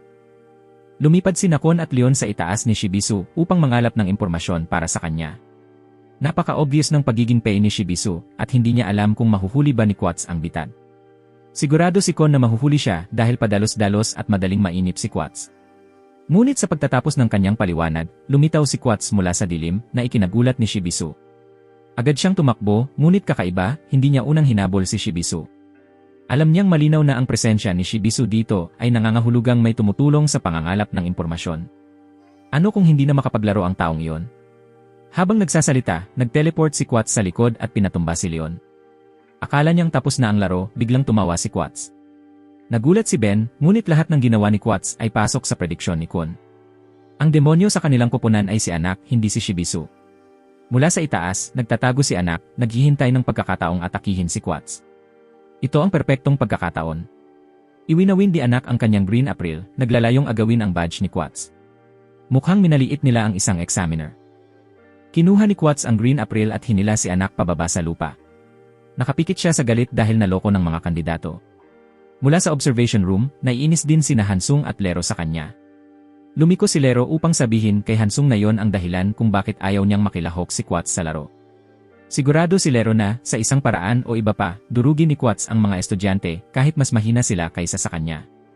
Gusto niyang pigilan siya, ngunit sa larong ito, limitado ang paggamit ni Quats ng Shinsu, kaya magpapatuloy ang laro. Biglang tumawa si Quats at lumapit kay Shibisu. Hindi naman masama ang estratehiyang iyon. Ngunit kung nadiskubre ka, ano ang susunod mong gagawin? Sumigaw ang mga estudyante na agad lumipat sa estratehiya B. Nakita ito ni Quats at binigyan sila ng isa pang pagkakataon, 111 segundo para magtago, at higit pa rito, hindi niya gagamitin ang elevator, kundi ang hagdan lamang. Mula sa observation room, huminga ng maluwag si Lero, at least marunong si Quats kontrolin ang sarili. Ngunit tila may kakaiba. Pagkatapos ng lahat, si Quats ay isang ranker sa Tor. Gamitin ang ganoong simpleng estratehiya laban sa kanya, kung ba ay inosente o kumpiyansa. Trivial, ngumingiti si Hansung, sinasabi kay Lero na patuloy lang siyang manood at maintindihan niya. Nagsimula na si Examiner Quats sa pagbibilang. Nakaupo at nanonood na ang team ni Yoru. Biglang bumulong ang isang binata sa tainga ni Androsi, sinasabing kahit nahati sa mga team, unfair na puno ng mahihina ang kanilang team, tumutukoy kay Yoru. Agad namang hindi pinansin ni Androsi at lumapit kay Yoru upang tingnan siya. Nakita si Androsi, agad tinanong ni Yoru tungkol kay Rachel, na bahagyang inis si Androsi. Balik sa test, pumasok na si Anak sa elevator, at narating na ni Kun ang emergency exit. Habang tumatakbo, mausisang tinanong ni Shibisu si Kun kung sa planong ito, maaari ba silang manalo. Hindi sigurado si Kun kung ibinigay ba ni Quats ang 111 segundo para magtago. Dapat may nakalculate siya. Biglang sumigaw si Kun, inilunsad ang plano kasama ang lahat. Kailangan ni Anak ng 10 minuto upang marating ang itaas. Dahil sinabi ni Quats na gagamit lamang siya ng hagdan, magkakahiwa-hiwalay sila at magtatagpo sa ambush sa hagdan. Kailangan nilang mapagpaliban si Quats nang hindi bababa sa 5 minuto. Kung hindi magtagumpay, dapat agad silang tumakbo patungo sa lokasyon ni Kun. Tapos na ang 111 segundo. Agad na dumiretso si Quats upang hanapin ang team ni Kun. Sa hagdan, maraming miyembro na may sibat ang naghihintay sa kanya. Siyempre, alam ito ni Quats. Mabilis siyang umakyat sa hagdan at nagsimulang tanungin ang mga ito. Una, tungkol sa mga scout, sila ang nakatindig pinakamalapit sa mga hanay ng kaaway upang mangalap ng impormasyon. Ano ang pangunahing elemento na kailangan ng scout upang maiwasan ang kamatayan? Pagkatapos niyang magsalita, bigla na siyang nawala sa paningin ng lahat. Pumapalibot siya sa likuran at sinipa ang lalaki na may maputlang mukha. Nakikita ito ng iba, itinapon nila ang kanilang mga sibat at sumugod upang labanan si Quats. Siyempre, kayang harapin ni Quats silang lahat. Habang nakikipaglaban, binibigyan niya ng aral ang malaking lalaki. Maganda ang maging kumpiyansa sa iyong lakas, ngunit dapat mong malaman kung sino ang iyong kalaban bago maging kumpiyansa. Para sa malaking lalaki, mas bagay ka sa posisyon ng spearbearer. Pagkatapos niyang sabihin ito, pinatay niya ito at dumiretsyo. Sinubukan ng natitirang mga tao na barikadahan si Quats gamit ang Shinsu, ngunit walang silbi. Sa panig ni Yoru, pinapayuhan siya ni Androsi na maging masaya sa sitwasyong ito. Si Quats ang nagdudulot ng gulo para sa Team A. Kung manalo ang kanilang team, babagsak ng husto ang ranggo ni Yoru. Tahimik lang si Yoru at mumura ng bahagya bilang tugon. Alam ni Androsi na marami pa siyang katanungan, kaya malalim ang buntong hininga niya at sinabihan si Yoru na itanong na lang. Lumabas na ngayon si Anak sa elevator at tumatakbo sa pasilyo. Iniulat ng team na nagtatanggol sa hagdan ang kanilang pagkabigo kay Kun. Narinig ito, agad sinabi ni Shibisu kay Kun na tawagin si Laura para sa suporta. Agad namang tumanggi si Kun, hindi niya pwedeng gawin yon dahil tulog pa si Laura mula sa simula ng laban. Mula sa yugto ng paghahanda, sinuri na ni Kun ang impormasyon ni Laura at sapat na ang puntos niya upang pumasa sa pagsusulit, kaya hindi nakakaapekto sa kanya ang resulta ng laban. Sa observation room, maingat na nagmamasid at nagsusuri si Examiner Lero, bitad sa bitad. Sa kasalukuyan, si Anak ay nasa pasilyo at tumatakbo, wala ng lugar na mapagtatago. Malapit nang makahabol si Quats at matatapos ang laro. Narinig ito, sumigaw si Rak, sinasabihan si Lero na huwag maliitin si Kun, tiyak na may plano siya. Lumabas si Shibisu sa elevator at nakatagpo ang four-eyed man. Nakita ang kasama sa koponan, nagbihis si Shibisu ng tono ng leader, sinasabi sa kanila na pumwesto, paparating na ang maikling pulang buhok na demonyo. Pagkatapos niyang magsalita, napansin ni Shibisu ang labis na pagpapawis ng kanyang mga kasama. Lumabas na si Quats ay matagal nang nakatayo sa likod ni Shibisu. Lubos na pinapalo si Shibisu. Matapos harapin si Shibisu at ang four-eyed man, tumakbo si Quats pababa sa pasilyo. Sa sandaling ito, lumitaw si Kun, hinaharang ang kanyang daraanan. Hindi makita si anak kaya nagtataka si Quats. Itinuro ni Kun pababa, kung gusto niya ang kanilang demonyo, doon siya dapat tumingin. Tumingin si Quats ng matagal pero wala si anak sa nakikitang lugar. Hindi pa rin siya naniniwala mula sa taas na ito, ang pagtalon pababa ay tiyak na kamatayan o kahit man lang malubhang pinsala. Kaswal na ipinaalam ni Kun kay Quats na si anak ay isang Jahad princess, ang taas na ito ay wala siyang epekto. Samantalang si Quats ay isang ranker. Hindi ba siya nangahas tumalon mula sa ganitong taas? Narinig ito, umiti pa rin si Quats at hinawakan ang kamay ni Kun.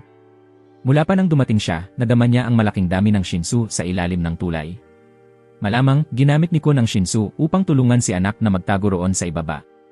Tingnan natin kung ano ang mangyayari sa Shinsu kapag bumagsak si Kun kasama nito. Kasunod nito, hinila ni Quats si Kun mula sa tulay, pagkatapos ay nagbuntong hininga ng hayagan, sinasabing magmamakaawa si Kun para sa buhay niya kung ayaw niyang mamatay. Magmamakaawa. Ngumiti si Kun at itinaboy ang kamay ni Quats. Mula sa likod ni Kun, lumitaw ang Green April, mahigpit na yumakap sa kanya upang pigilan ang pagbagsak. Ito ay nakapagtaka kay Quats at siya ay patuloy na bumagsak. Matapos iwan ng abalang examiner, muling tumalon si anak pabalik sa tulay at nagpapatuloy sa pagtakbo. Labong gulat si examiner lero sa estratehiya ni Kun. Ngayon, hindi na makakabalik si Quats sa tulay, kaya dramatikong nabaligtad ang sitwasyon para kay Tima. Narinig ito, tinutukso ni Hansung si Lero, palaging mali ang kanyang mga hula. Halos makarating sa kanyang destinasyon si anak habang tumatakbo sa tulay, nang biglang lumitaw si Quats mula sa wala. Agad siyang sumugod upang agawin ang badge ni anak, at agad na nagtatapos ang pagsusulit. Sa waiting room, malungkot na tinatanggap ni Kun ang lahat ng sisi, sinasabing naging kampante siya nang harapin ang isang rancor. Narinig ito, hindi naman sinisisi siya ng iba, sa halip, ipinapakita nila ang malaking interes sa kanyang mga plano. Bumabalik sa sandali bago bumagsak si Quats mula sa tulay, habang nanunumpa, bigla siyang bumaba sa harap ni Kun at iniimbitahan si Quats na gamitin ang kanyang Shinsu upang makabalik sa tulay. Ipinaliwanag ni Examiner Hansung ang lahat kay Lero. Labong gulat si Lero, hindi maintindihan kung bakit ipagkakanulo ni Kun ang kanyang mga kasama sa huling sandali. Nakikita si Lero na hindi pa rin niya maintindihan, ipinakita ni Hansung ang isang form, ito ang form ng koponan ni Shibisu, ang Friendship Name-Filling Form. Mula sa simula, maingat na pinili ni Kun ang eksaktong 10 tao upang tulungan silang pumasa sa pagsusulit at akyatin ang Tor kasama siya. Ang iba pang miyembro ng Team A ay niloko lamang at pinangunahan ni Kun upang mabigo sa pagsusulit. Siyempre, sina Shibisu, Laura, anak, at Kun ay may sapat ng puntos upang pumasa kahit ano paman ang kinalabasan. Ito ang dahilan kung bakit ginawa ni Kun ito. Lumilipat sa test Team B, mukhang hindi kasing isa ang koponang ito kumpara sa Team A. Pagpasok pa lang nila sa waiting room, nag-aaway na sila kung sino ang magiging team leader. Sa sandaling ito, lumilitaw si Androsi. Bilang isang prinsesa, sapat na ang kanyang salita upang maging kanya ang posisyon ng team leader. Matapos obserbahan ang laban ng Team A, alam ni Androsi na hindi nila mapipigilan ang isang rancor, kaya binago niya ang estratehiya patungo sa attrition. Ang mga itinalagang gawain ay nagsimulang maghiwalay sa kani-kanilang posisyon, at itinalaga ni Androsi si Ho na manatili kasama si Serena. Sa sandaling ito, si Serena, na may malungkot na mukha, ay lumingon kay Ho at tinanong kung kaya niyang bumaliktad laban sa mga kasamahan na kakakilala pa lamang nila. Ikinuwento rin niya kay Ho ang kanyang nakaraan bilang isang magnanakaw. Nakikinig si Ho at matatag na sumagot, ang kanyang layunin dito ay akyatin ang Tor. Sino man ang hahadlang, aalisin.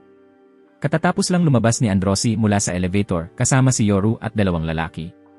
Biglang sumabog si Androsi at sinipa ang leader mismo sa lalamunan. Bumulong siya na kumpleto ang tagumpay ng plano, habang hindi pa rin naintindihan ng isa pang lalaki at ni Yoru kung ano ang nangyari.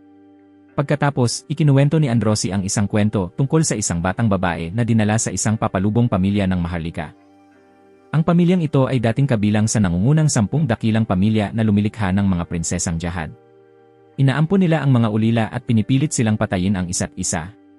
Ang rasyon ng pagkain ay ibinibigay base sa kanilang pagsasanay. Ang mga babaeng may mataas na ranggo ay nakakakuha ng masarap na pagkain, samantalang ang mababang ranggong babae ay nakakatanggap lamang ng panis na tinapay araw-araw. Araw-araw, ang mga babaeng mababa ang ranggo ay mumunguya ng tinapay, nangangarap na balang araw ay matikman ang masasarap na pagkain. Sa huli, nakakain din ang lahat ng pinakamahuhusay na putahe ang batang babae. Matapos ang kwento, nakikita niya na hindi pa rin naintindihan ng iba, kaya ipinaliwanag ni Androsi ng malinaw. Ang pagtitipon ng lahat ng fishermen para hulihin si Examiner Quats ay labis na hangal. Ginawa niya iyon na may ibang layunin. Narinig ito ng isang lalaki at sa wakas ay naunawaan ang intensyon ni Androsi, nais niyang alisin sila sa test na ito. Tawa ni Androsi, tama yon. Hindi naging maganda ang kanyang performance sa nakaraang test, at ang Team B ay pinapayagan lamang na 4 sa 6 na fishermen ang magpatuloy sa pag-akyat sa Tor, kaya kailangan niyang masiguro ang kanyang pwesto. Narinig ito ng lalaking may maputlang mukha at natakot, sinusubukang tumakbo palayo. Ngunit muli, sinipa ni Androsi ang lalaki, at nanatili itong nakahiga. Kinuha ng armadong lalaki ang kanyang espada at dali-daling sumugod upang atakihin si Androsi. Siyempre, wala siyang pagkakataon laban sa isang prinsesang jihad. Matapos mapabagsak ang dalawa, lumingon si Androsi kay Yoru upang paliwanagan siya. Ito ang tunay na layunin ng pag-akyat sa Tor, alisin ang iba upang patunayan ang sariling pwesto. Kung naintindihan na ni Yoru, dapat agad niyang hanapin si Rachel habang may oras pa. Samantala, si Hachu ay labis na pinapawisan sa harap ni Quats. Alam niyang 3 tao lamang dito ay hindi makakahadlang sa isang rancor, kaya sumigaw si Hachu sa kanyang 2 kasamahan na gawin ang kanilang gusto, magbantay o gumawa ng plano, habang sinusubukan niyang pabagalin si Quats. Narinig ito ng 2 kaya agad silang lumingon at umakyat sa hagdan. Dumating na si Examiner Quats sa harap ni Hachu. Nabawi na ni Serena ang kanyang composure at naghahanda na sumali kay Hachu sa laban. Luminga siya ngunit hindi makita si Ho kahit saan. Samantala, si Androsi ay patuloy pa rin sa pagbagsak ng kanyang 2 kasamahan. Si Yoru ay nakatayo lamang at nanonood bago sa wakas nagsalita upang pigilan si Androsi. Pagkatapos ng lahat, magkasama naman sila sa koponan, kailangan pa ba siyang maging ganoon kahigpit sa kanila? Hindi pinapansin ni Androsi ito. Ganito na ang paraan ng Tor palagi. Kahit hindi niya sila bugbugin, ang mga mahihina tulad nila ay wala sa karapatang umakyat sa Tor. Narinig ito, patuloy pa rin si Yoru sa panghihikayat kay Androsi. Binanggit niya ang nakaraan na ikinuwento ni Androsi tungkol sa maliit na batang babae na kailangang kumain ng lumang tinapay. Hindi ba niya rin hinahangad na maging malakas? Tiyak na pareho ang hangarin ng 2. Nakurba ang noo ni Androsi at sinabi kay Yoru na nakalimutan na niya ang lasa ng lumang tinapay. Habang abala sa pakikipag-usap kay Yoru, hindi napapansin ni Androsi na nagtipon na ang lakas ng espadachín at naglalayong itulak sa kanya ang isang alon ng enerhiya. Samantala, si Hachu ay pinipilit ang bawat kalamnan upang hadlangan si Examiner Quats. Habang nakikipaglaban, naramdaman niya ang napakalaking agwat sa kakayahan na ipinapakita ng rancor. Kung gusto ni Quats na patayin si Hachu, magagawa niya ito sa isang kisap mata. Pinapaalalahanan ni Hachu ang kanyang sarili na gumawa ng paraan habang nilalaro pa siya ng Examiner. Itinulak ni Hachu si Quats palayo at lumingon upang tumakbo. Gamit ang dilim bilang pagtatago, sa kanila sinalakay si Quats. Sa kabila ng lahat ng ito, nakare-react pa rin si Quats sa oras, umiikot upang grabin ang mukha ni Hachu at itulak siya sa pader. Sa sandaling ito, mahigpit na hinawakan ni Hachu ang kamay ni Quats. Ang mga kamay na ito ay sinanay mula pagkabata sa paghahawak ng espada at hindi basta-basta bibitaw. Kapag nahawakan ni Hachu ang isang bagay, hindi niya ito madaling bibitawan. Sumigaw si Hachu na ito na ang pagkakataon para umatake ang 2 pa. Nagulat si Quats, lumingon ngunit wala siyang nakitang iba. Nakatayo si Hachu na parang na-freeze, baka ang 2 na ay nakatakas na. Ang katotohanan, tama yon. Hindi naniwala ang 2 na kayang hadlangan ni Hachu ang isang rancor, kaya matagal na silang nakatakas. Habang nagpapalakpakan sa isa't isa, lumitaw si Quats at sinipa sila sa bibig. Sa buhay na ito, kinamumuhian niya ang mga traidor ng higit sa lahat. Sa panig ni Androsi, tinanggap niya ang buong atake mula sa naunang laban, ngunit nanatiling walang pinsala. Lumabas na si Yoru ang nagmadaling humarang para sa kanya. Samantala, biglang pumunta si Ho upang hanapin si Rachel. Tinatawag siya na sumunod sa kanya sa dahilan na may pag-uusapan tungkol kay Yoru. Dahil ito ay tungkol kay Yoru, sumunod si Rachel, bagaman may alinlangan. Biglang humugot si Ho ng kutsilyo at inilapit ito sa lig ni Rachel. Sinabi niya na may nagpadala sa kanya ng liham na nagsasabing kung papatayin niya si Rachel, titigil si Yoru sa pag-akyat sa Tor. Sa silid ng Examiner, natuklasan ni Lero ang sitwasyon. Lumiko siya upang tawagan si Examiner Hansung, ngunit tahimik na nagpatuloy si Hansung sa pag-inom ng tsaa, tumatangging ihinto ang pagsusulit. Nakabawi si Yoru mula sa atake. Dati, narinig niya ang lahat ng payo ni Androsi, ngunit hindi niya magagawa ang kanyang iminungkahi. Ang pagtataksil sa mga kakampi at pag-atake sa kanila ay wala sa kanyang diksyonaryo. Dumating si Yoru dito na may isang layunin lamang, protektahan si Rachel. Kahit na ikainis ito ni Rachel sa kanya, gagawin pa rin niya ito. Sa gayon, umalis si Yoru, iniiwan si Androsi kasama ang dalawa pang lalaki. Pinangunahan ni Ho si Rachel, hawak pa rin ang kutsilyo sa kanyang leg. Habang naglalakad, nagdadalamhati siya tungkol kay Yoru, sana maalis lamang niya ito. Tatanggapin ni Ho ang anumang kapalit. Biglang lumitaw si Examiner Quartz mula sa wala at lumabas si Yoru mula sa mga anino. Dahil dito, nauuntog si Ho sa takot, hindi pa rin maintindihan ang nangyayari. Bakit narito si Quartz? Hindi ba't dapat siya ay humuhuli ng mga demonyo ngayon? Agad na naalala ni Ho na maaaring patibong ang liham. Sumigaw siya ng malakas, idinikit ang kutsilyo sa leg ni Rachel, nagbabanta na huwag lumapit. Pagkatapos, iniutos ni Ho kay Yoru na atakehin si Quartz o papatayin niya si Rachel. Upang protektahan si Rachel, walang ibang pagpipilian si Yoru kundi sumunod. Malalim na huminga si Examiner Quartz, pagkatapos ay dumaan siya kay Yoru ng mabilis. Natigil ang buong katawan ni Yoru. Bulong ni Quartz sa kanyang tainga na ito ay isang Shinsu locking technique. Dapat gamitin ni Yoru ito kay Ho at maliligtas niya si Rachel. Pagkatapos sabihin ito, umalis si Quartz. Hindi pa rin maintindihan ni Ho ang nangyayari. Biglang nagtangkang lumaban si Rachel at itulak siya. Samantala, sinamantala ni Yoru ang pagkakataon at sumugod. Nagulat si Ho at sinaksak si Rachel sa likod bago magamit ni Yoru ang Shinsu para i-lock siya. Hinawakan ni Yoru si Rachel sa kanyang mga bisig, hindi pa rin maintindihan kung bakit umabot si Ho sa ganitong sukdulan. Biglang pumutok ang luha ni Ho at ikinuwento niya kay Yoru ang kanyang nakaraan. Dahil sa mga malalakas na tao tulad ni Yoru, nawala lahat ng mahal ni Ho. Hindi man niya gustong patayin si Rachel. Ang layunin lang ni Ho ay pigilan si Yoru na umakyat pa sa tower. Pagkatapos sabihin ito, kinuha ni Ho ang kutsilyo sa tabi niya at pinatay ang sarili. Sa sandaling iyon, tumakbo si Serena kay Ho, ngunit huli na, patay na siya. Lumabas din si Androsi mula sa kung saan, hawak ang espada ni Chono. Galit na hinampas ni Serena ang mukha ni Androsi, sumigaw, paano niya nagawa na lumitaw dito bilang isang traidor. Hindi pinansin ni Androsi ito at lumingon kay Yoru, pinaalalahanan siyang ang mga nangyari ngayon ay simula pa lamang. Habang mas mataas ang aakyatin niya, mas marami siyang makikita na ganitong pangyayari bilang pang-araw-araw na karanasan. Hindi pwedeng makuha ng isang tao ang lahat, kaya dapat matutunan ni Yoru na tanggapin ito. Pagkatapos nito, umalis si Androsi kasama si Examiner Quartz. Pareho silang pumunta sa isang bukas na lugar upang agad tapusin ang pagsusulit. Gusto rin ni Quartz ng mabilisang resolusyon, kaya sumugod siya upang atakihin si Androsi. Hindi inaasahan, ginamit ni Yoru ang Shinsu upang tumira direkta sa kanya, na kinagulat ni Quartz. Ito ang sagot ni Yoru.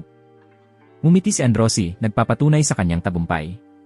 Si Serena ay nakaupo pa rin sa tabi ng bangkay ni Ho, nagdadalamhati at iniisip na hindi patas ang buhay. Kinukuha ng malalakas ang lahat sa kanila at pagkatapos ay naghahanap ng ibang paraan. Kapag sinubukan ng mahihina na bawiin ang sa kanila, pinipigilan sila. Ngunit sa pag-iisip, hindi kailanman ibinuhos ni Serena ang lahat sa pakikipaglaban, palaging may dahilan dahil sa takot sa kamatayan. Pagkatapos ay pinanood niyang kinukuha ang kanyang pag-aari. Marahil ito ang dahilan kung bakit hindi siya kailanman naging malakas. Sumugod si Androsi at Quartz sa labanan habang si Yoru ay nakatayo mula sa malayo, sinusubukang tulungan si Androsi gamit ang Shinsu. Sa kanyang bilis, biglang pabilisin ni Quartz at nakuha ang jacket na may badge ni Androsi. Si Androsi, nang hindi nagsasalita, ay lumapit at inilapag ang kanyang ulo sa balikat ni Quartz. Akala niya ay tinanggap na nito ang pagkatalo, ngunit hindi iyon ang kaso, ang jacket na kinuha ni Quartz ay wala pang badge sa loob. Ngumiti si Androsi at tumalon palayo. Napakatalino niyang nilinlang si Quartz, lumapit at nagkunwaring sumuko upang makahanap ng pagkakataon na nakawin ang badge niya. Sa ganitong paraan, nagwagi ang Team B, kahit na hindi pa rin makapaniwala ang mga miyembro ng tima. Sa mesa ng kainan, sinusubukan ni Rock na ilarawan ang malaking lalaki sa koponan ni Androsi. Sandali lang, kasama pa niya ito habang kumakain ng tsokolate, ngunit ngayon ay wala na ito kahit saan. Si Androsi rin ay hindi maalala kung kailan niya unang nakilala ang lalaki. Kasama na siya ni Rachel ng una. Tama ang sinasabi niya, kaya nasa desisyon ni Rock kung maniniwala o hindi. Umalis si Kun sa kanyang pagkain at bumalik sa kanyang kwarto. Mula sa simula, alam niya na 2 wave controller lamang ang aabante, at sapat na ang puntos ni Laura, kaya ang natitirang kandidato ay sina Yoru, Gray, at Karen. Habang sinusuri ang impormasyon, biglang dumating si Karen mula sa kung saan upang ipaalam kay Kun na wala siyang balak ipagpatuloy ang laban. Dumating si Karen upang payuhan si Kun tungkol sa isang bagay, bigyang pansin si Ho, dahil darating ang panahon na ang selos niya ay magiging hindi makontrol at magdudulot ng gulo. Kaya nga nagpadala si Kun ng anonymous na liham kay Ho na naging dahilan upang hawakan ni Ho si Rachel bilang bihag at banta kay Yoru. Habang nasa pagsubok ang Team A, bumulong si Kun sa examiner quartz na bantayan si Ho upang maging maayos ang plano ni Kun. Sa grupo ni Princess Yuri, labis na naiinis si Yuri. Matagal nang natapos ang pagsubok, ngunit hindi pa rin makahanap si Raven ng paraan pababa. Bibigyan niya si Raven ng kaunting oras pa. Kung mabigo siya, dapat siyang maghanda sa parusa. Nag-iisip si Kun ng patuloy na kumakatok si Rak sa pinto, na talaga namang nakakainis. Binuksan niya ang pinto upang pagsabihan ito, ngunit nakita niyang may sanggol na buwaya sa harap niya. Lumabas na aksidente ni Rak na nabangga si Examiner Handsome, kaya siya ay lumiit. Dumating si Rak upang hilingin kay Kun na ibalik siya sa normal, ngunit hindi alam ni Kun ang mahika para tumulong. Kaya nais ni Rak na hanapin si Yoru upang makapaglaro. Nang marinig ito, pinigilan ni Kun si Rak, sinasabing hindi na kinakailangan. Nakita na ni Yoru si Rachel. Tiyak na hindi na siya aakyat pa sa tour. Wala namang pakialam si Rak at itinuro mismo kay Kun ang kanyang mukha, nagtatanong kung tatanggapin ba ni Kun yon. Naiintindihan ni Kun na ayaw din niya nito, ngunit wala siyang magagawa. Biglang dumating si Yoru upang hanapin sila. Akala ni Kun na darating si Yoru upang ipahayag na titigil na siya sa pag-akyat, ngunit sa kasalukuyan, sobrang sugatan ni Rachel at hindi na niya kayang ipagpatuloy. Kaya, nagpasya si Yoru na maging mga paa ni Rachel at ipagpatuloy ang pag-akyat sa tour sa halip niya. Ang pagtitig sa determinadong mga mata ni Yoru ay nagpapaalala kay Kun sa dati niyang crush. Marahil kung si Maria ay tulad ni Yoru, kayang isuko ang lahat para sa taong gusto niya, masaya sana silang nabubuhay ngayon. Tumayo si Kun at tapik-tapik ang balikat ni Yoru, sinasabing magtiwala siya kay Kun, tiyak niyang akyat si Yoru sa tuktok ng tour. Habang naghahanda para sa susunod na aksyon, muling nagsalita si Yoru na may isang hiling pa. Sa silid ni Serena, 2 baso ng alak ang umaagos at umiinom ng kusa, iniimbitahan ang kanyang yumaong kaibigan na si Ho. Biglang kumislap ang bulsa ni Serena, kaya sinundan niya ito. Lumabas na inayos ni Yoru ang isang libing upang magpaalam kay Ho. Hindi lamang tinawag ni Yoru si Serena, kundi pati ang lahat ng itinuturing niyang kaibigan. Dumating din si Examiner Lero upang magbigay galang. Matapos ilagay ang mga bulaklak para kay Ho, bumalik ang lahat sa kantina. Pinangasiwaan ni Shibisu ang seremonya ng pamamaalam kay Ho. Walang sinuman ang pinapayagang umiyak, sapagkat naniniwala silang kung iyak sila, hindi makakapag-reincarnate si Ho. Samantala, dinala ni Yoru si Rachel sa tuktok ng bundok upang tanawin ang paligid. Biglang napaiyak si Rachel, sinasabing iniwan niya si Yoru, iniwan lamang siya upang masilayan ang mga bituin. Hindi na siya ang Rachel na gusto ni Yoru, kaya dapat na lang siyang huwag pansinin. Nakababa ang ulo si Rachel sa mga salitang iyon. Naalala ni Yoru ang isang sinag ng liwanag, isang liwanag na tumagos sa madilim na gabi. Si Rachel ang nagdala ng liwanag na yon sa buhay ni Yoru, kaya kahit marami na siyang bagong kaibigan, si Rachel pa rin ang nag-iisang dumating sa kanya mula sa kabila ng liwanag. Tumingin si Rachel kay Yoru nang malapad ang mga mata, pagkatapos ay humingi siya ng tawad sa kanya. Pagkatapos noon, bumalik sila sa mesa ng inuman. Lasing na ang lahat, kaya hindi sila tulad ng dati nilang mga sarili. Nakita si Yoru, agad siyang niyakap ni Hachu at hinila papunta sa mesa.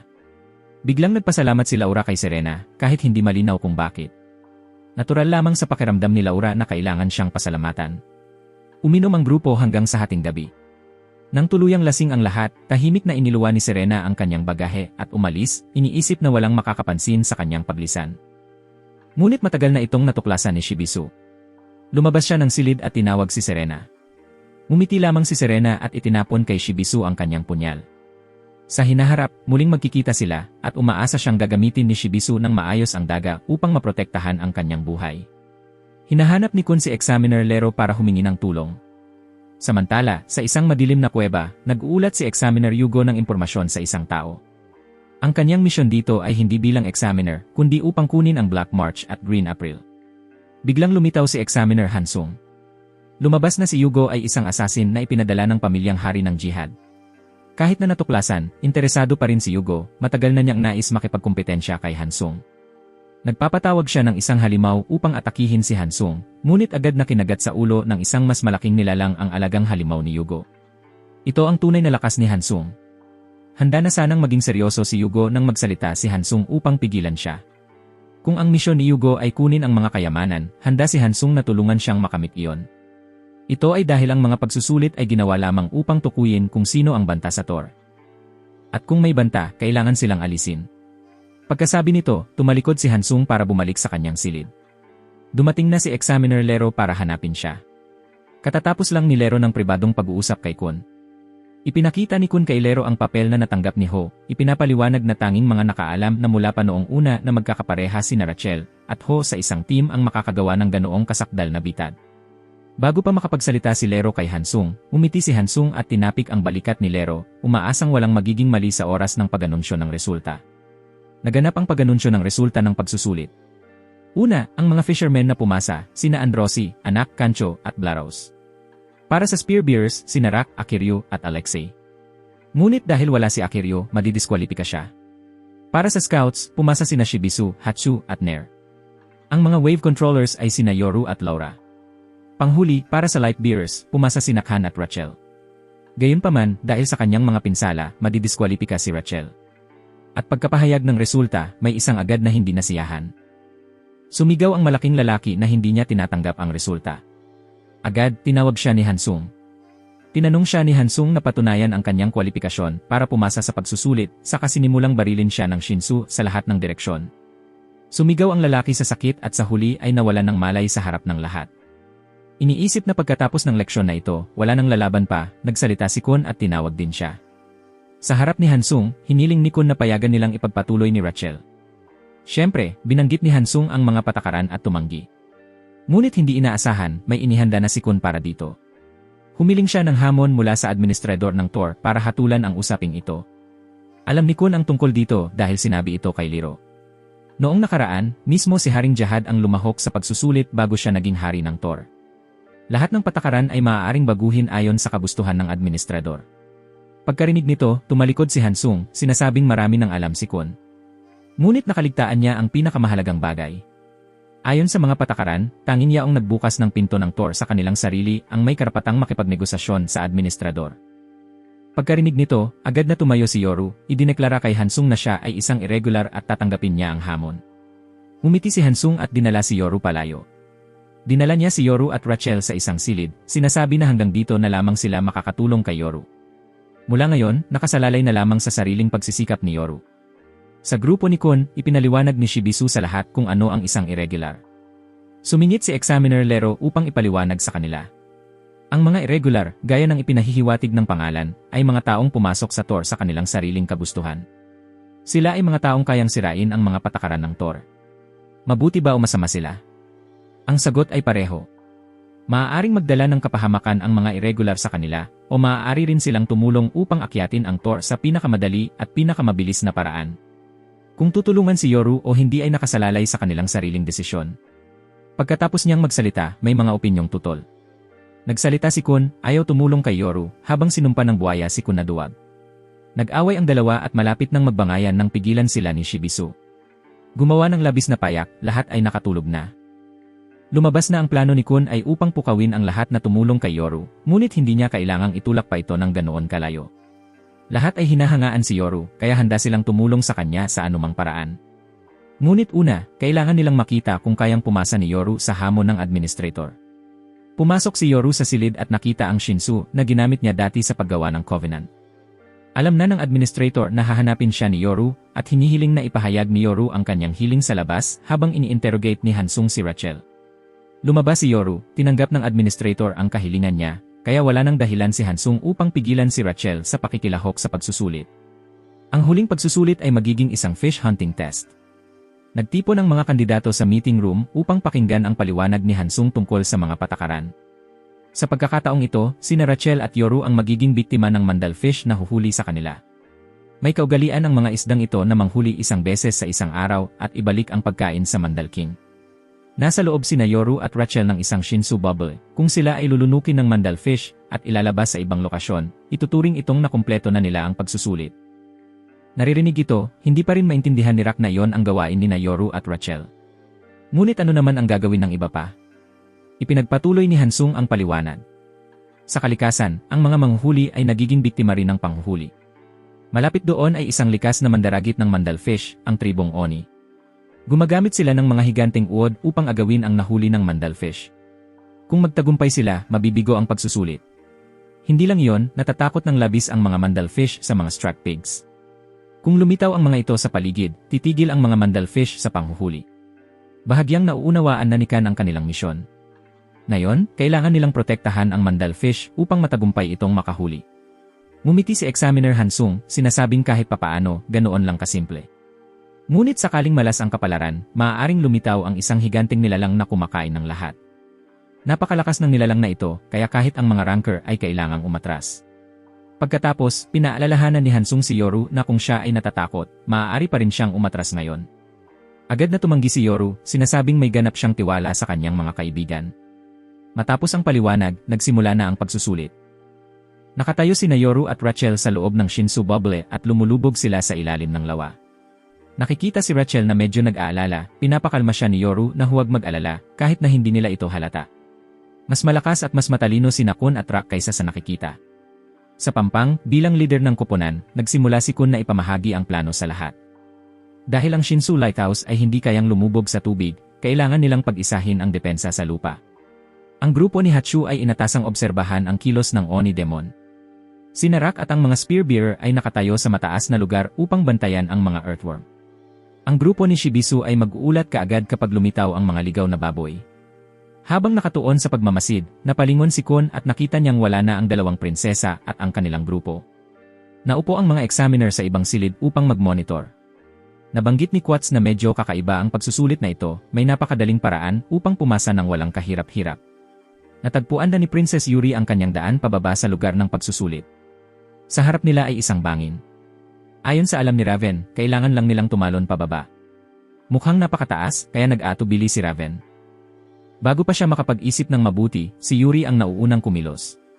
Mabilis siyang tumakbo at sinipa si Raven diretsyo pababa. Naupo si Shibisu bilang bantay, nagrereklamo sa pagkabagot. Tinanong siya ni Kun kung nararamdaman niyang delikado ang pagsusulit na ito.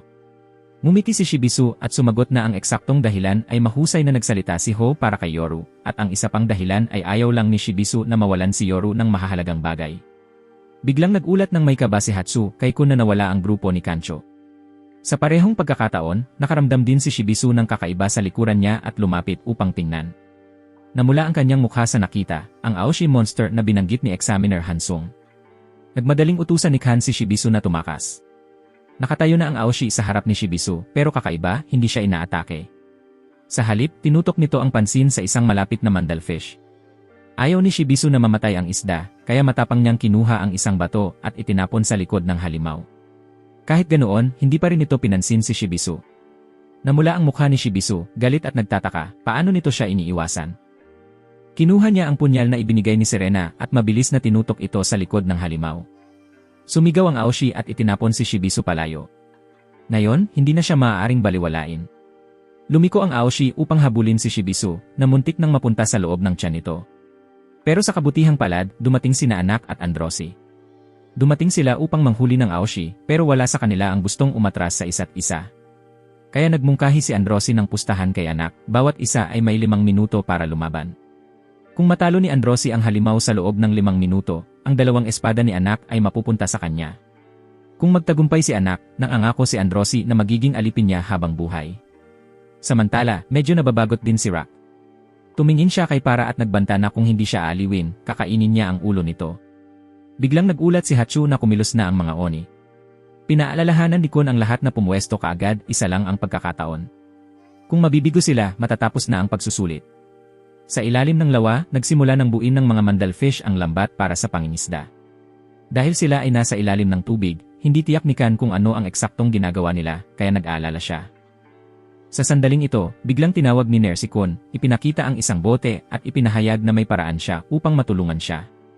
Binibilang ni Anak ang bawat segundo habang lumalaban si Androsi sa Aoshi. Mukhang hindi kasing lakas ang halimaw na ito gaya ng banta ni Examiner Hansung. Lubos itong nalalampasan ni Androsi. Biglang sumigaw ang Aoshi at lumingon upang tumakas.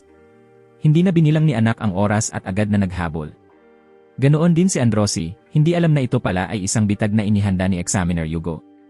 Ngayon, kinokontrol ni Nair ang isang hayop na naghahanap sa isang bukas na lugar. Ayon sa hula ni Khan, dapat may underground passage dito, at tama nga ang hula ni Khan. Sa kabilang banda, labis na namangha si Khan sa kakayahan ni Nair, isang Beastmaster, at ang hayop na kinokontrol niya ay kayang mag-locate gamit ang sound waves, na lalo pang nakakatulong sa sitwasyong ito. Tinanong ni Khan si Nair kung kayang kontrolin ng isang Beastmaster tulad niya ang mga mandalfish o ang halimaw na Aoshi. Hindi pa niya kaya ito sapagkat kulang ang kanyang kapangyarihan, ngunit tiyak na magagawa ito ng mga ranker. Hinahabol ni Androsi ang Aoshi papasok sa isang madilim na kuweba. Biglang lumitaw ang Aoshi at umatake sa kanya. Sa hindi maipaliwanag na dahilan, mas malakas ito sa loob ng kuweba. Nagpalabas ito ng isang tentacle na mahigpit na yumakap sa katawan ni Androsi, kaya imposibleng makatakas. Pagkatapos, piniga ito ng husto, dahilan upang unti-unting mawalan ng malay si Androsi. Si anak ay patuloy ding naghahanap sa loob ng kuweba. Mula sa likuran, lumitaw si Yugo at tinalo si anak, ipinapakita ang kwintas na ginamit noon ng ina ni anak. Ipinakilala niya ang sarili bilang Ren, isa sa mga kaaway na hinahanap ni anak. Nawalan ng kontrol si anak, pinagana ang Green April, at nagsimula siyang lumaban.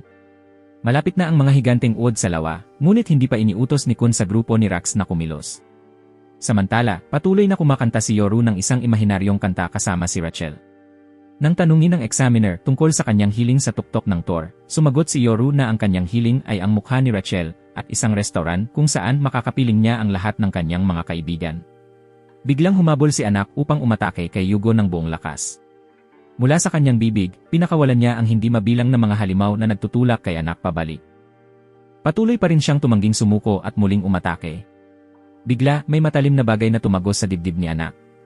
Samantala, iniutos ni Kan kay Hatsu na bumalik at magsama sa mga nagdadala ng sibat. Sa hindi inaasahang paraan, natuklasan siya ng isang Oni. Hatsu ay handa nang tapusin ito at umalis ng mabilis nang biglang may lumipad na sibat mula sa kalangitan na nagbigay alam sa malayong Oni. Si Para ang naghulog nito na may malalaking mata at nagulat, hindi maintindihan kung bakit niya ginawa iyon. Dahil natuklasan ng Oni, kailangang kuhanin ni Narak at Hatsu si Para at tumakas agad. Sa kabila ng matinding tama sa dibdib, sinisikap pa rin ni anak na gumapang papunta sa kanyang espada. Nilunok ni Yugo ang Green April. Handa na siyang patayin si anak, ngunit naisipang huwag magpadalos-dalos dahil hindi magiging masaya ang ganoon. Pagkatapos, inutusan niya ang Aoshi na dalhin si Androsi rito, ipinapaalam sa kanilang dalawa na mula sa simula, ang larong fish hunting na ito ay nilikha lamang upang alisin ang huwad na prinsesa na si anak. Ibinato ni Yugo ang Green April kay Androsi, na inuutusan siyang patayin si anak upang itama ang kanyang pagkakamali. Sa ilalim ng lawa, habang umiigting ang lambat, biglang nagsimulang kumislap ang katawan ni Yoru. Nahirapan si Androsi na bumangon, kinukuha ang Green April, at lumalapit kay anak.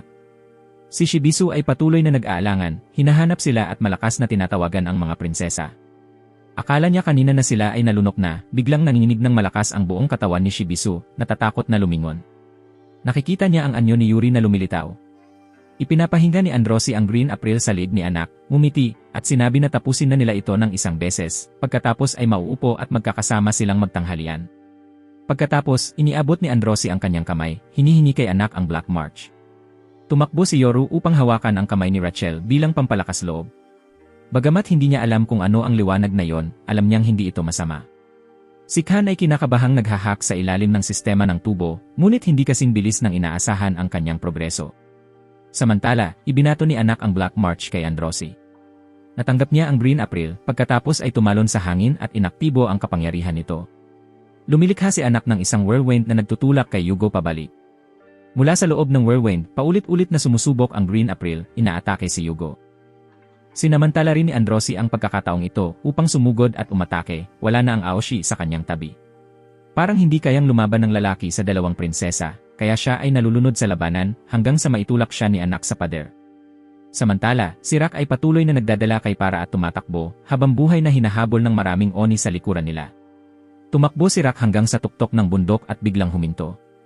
Sumigaw siya na ang pagtakas ay hindi bagay sa kanyang estilo, pagkatapos ay bumaling, tumalon sa mga Oni demons, at tumapak ng direkta sa likod ng isang higanteng uod. Sa panig ni Androsi, malapit na niyang tapusin si Yugo nang biglang huminga ito ng malalim, marahil sapat na yon. Pinaputok niya ang isang sinag ng liwanag diretsyo kay Androsi, pagkatapos ay sumugod upang sabay na sipain si anak sa tiyan at patagilid siyang tuluyang durugin sa lupa. Sa dalawang galaw lang, tuluyan niyang napasailalim ang dalawa. Dahil hindi sumunod si Androsi sa kanyang hiling, kailangan niyang patayin siya rito at ngayon din. Nagtawa siya ng manyakali at nagsimulang magpatibay ng sipa sa anak na nagdulot sa kanya ng matinding sakit. Habang nag-enjoy sa kasiyahan na yon, may tumama sa kanyang ulo mula sa likuran ng isang bato. Sa simula, hindi niya ito pinansin. Ngunit habang dumarami ang mga bato, galit siyang bumulagta at nagmura. Mula sa dilim, lumitaw si Yuri, tinatanong kung ano ang ginagawa niya sa kanyang kapatid na babae. Nang makita si Yuri, agad na nagbago ang ugali ni Yugo. Ipinakilala niya ang sarili bilang isang assassin ng royal family na ipinadala rito upang kunin ang 13-month series. Matapos ipaliwanag ng malinaw kay Yuri, bumaling siya upang tapusin si anak, ngunit hinarang siya ni Yuri na nagsabing umalis siya. Personal niyang haharapin ang gawain na ito. Samantala, si Rock ay nakatayo sa likod ng higanteng uod, iniiwasan ang mga sandata na ibinato ng mga Oni. Mula sa ibaba, nagsisimula na silang umakyat upang lapitan sila. Si Para ay natatakot, nag-aalala kung mawawala ba ang kanyang buhay dito. Napakalapit na ng mga Oni, at hindi alam ni Para ang gagawin kundi sikipin ang kanyang mga mata. Nang buksan niya ito, nakikita niya ang buong grupo na lumilipad sa himpapawid. Lumipad ang mukha ni Para habang bagong kapangyarihan ang nagising sa kanya. Siyempre, hindi yun siya, si Laura ang dumating upang iligtas sila. Nang utusan ni Yuri si Yugo na umalis, labis ang hindi pagkasya niya. Nanganganib siyang nagsabi na kung malalaman ni King Jahad ang nangyari, si Yuri ang mapaparusahan. Ang pahayag na ito ay nagpapakitang si Yuri ay pumipitig sa kanyang mga mata, isang mababang asasin ang nangahas na bantaan ang isang prinsesa. Binigyan niya si Yugo ng huling pagkakataon, umalis agad o papatayin niya siya. Natawa si Yugo ng malakas, nanginginig ang katawan sa kasabikan. Pagkatapos, nagpaputok siya ng mga halimaw mula sa kanyang bibig upang atakihin si Yuri. Pagkatapos ng pagsabog, ganap na ligtas si Yuri, tanging dugo ng halimaw ang kumalat sa paligid. Ito ay sariling pagtatanggol sa isang kisap mata. Lumitaw si Yuri sa harap ni Yugo at dumampi sa kanyang noo ng isang beses. Ang pagtanggap sa suntok na ito ay tiyak na kamatayan, kaya nagmadaling umiwas si Yugo sa gilid. Pinagmamasdan ni anak, na labis ang pagpapawis, ito ang kapangyarihan ng isang tunay na jihad princess. Sa grupo ni Rock, biglang lumitaw mula sa tiyan ng mga earthworm ang isang kawan ng mga ligaw na baboy. Agad na naintindihan ng lahat na ito ay plano ni Kun. Lumapit si Nair upang ipaliwanag ng mas malinaw. Mula sa simula, alam na ni Kun na ang Mandalfish ay dumadaan sa ilalim ng tubig sa pamamagitan ng isang lagusan, at ang mga ligaw na baboy ay gagawin din iyon. Kaya hiningi ni Kun kay Laura na sirain ang mga lagusan na dadaanan ng mga baboy na nagdala sa kanila rito. Ngayon, kailangan na lamang nilang hintayin na maglaban ang dalawang panig hanggang sa kamatayan. Lumabas si Kun at humingi ng pahintulot sa lahat na siya na ang magdesisyon sa susunod, may iba pa siyang kailangang asikasuhin. Mula sa likuran, may isang dumating mula sa grupo ni Yuri upang hanapin si Kun. Ito ay ang kapatid ni Kun na may malinaw na layunin. Bagaman hindi pa alam ni Kun kung ano yon, hinugot na niya ang kanyang kutsilyo para sa sariling depensa. Siyempre, alam ito ng kanyang kapatid at pinigilan siya. Sa observation room, natuklasan ng mga examiners ang presensya ni Yuri.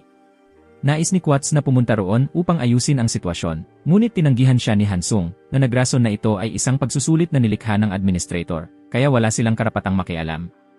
Lumapit ang kapatid ni Kun at bumulong sa kanyang tenga, tinatanong kung nais niyang makita si Prinsesa Maria muli. Tutulungan siya ng kanyang kapatid na matupad ang hangaring iyon. Patuloy na nagpapaputok ng kidlat si Yugo kay Yuri, ngunit nananatili itong kalmado, hinaharang habang nagpupuyat. Samantala, si Raven ay nagmamadaling pinamumunuan ang malaking lalaki na si Kirudan upang hanapin si Yuri. Bigla na lang lumitaw si Hansung upang anyayahan silang magtsaa. Direkta nang sinabi ni Raven ang kanyang layunin, siya at si Prinsesa Yuri ay dumating para sa Black March. Bago pa man siya makapagtapos, pinutol siya ni Hansung, sinasabing hindi siya makikialam sa anuman ang kanilang balak gawin. Si Yuri, matapos talunin si Yugo, ay malapit nang patayin ito nang magsalita si Raven upang pigilan siya. Walang pangangailangan na tulungan si anak. Sandali lang tumigil si Yuri pagkatapos ay lumingon at umalis. Ito ang nagpapatawa kay Yugo, ang ganitong desisyon ay matalino nga, ngunit mali. Mula sa kalangitan, bumagsak si Paradox at pinatay siya kaagad. Kung hindi kikilos si Yuri, gagawin ito ng kanyang subordinate para sa kanya. Samantala, tinanggihan ni Kun ang mungkahi ng kanyang kapatid, sinasabing hindi siya aakyat sa Tor para sa prinsesa. Habang malapit na siyang umatake sa kanyang kapatid, dumating si Hachu upang pigilan siya. Ngumiti ang kapatid ni Kun, pinupuri si Kun sa pagkakaroon ng mabubuting kasama, at pagkatapos ay umalis. Samantala, sa ilalim ng lawa, nagsimulang buksan ng Mandolking ang kanyang panga upang kolektahin ang mga isda.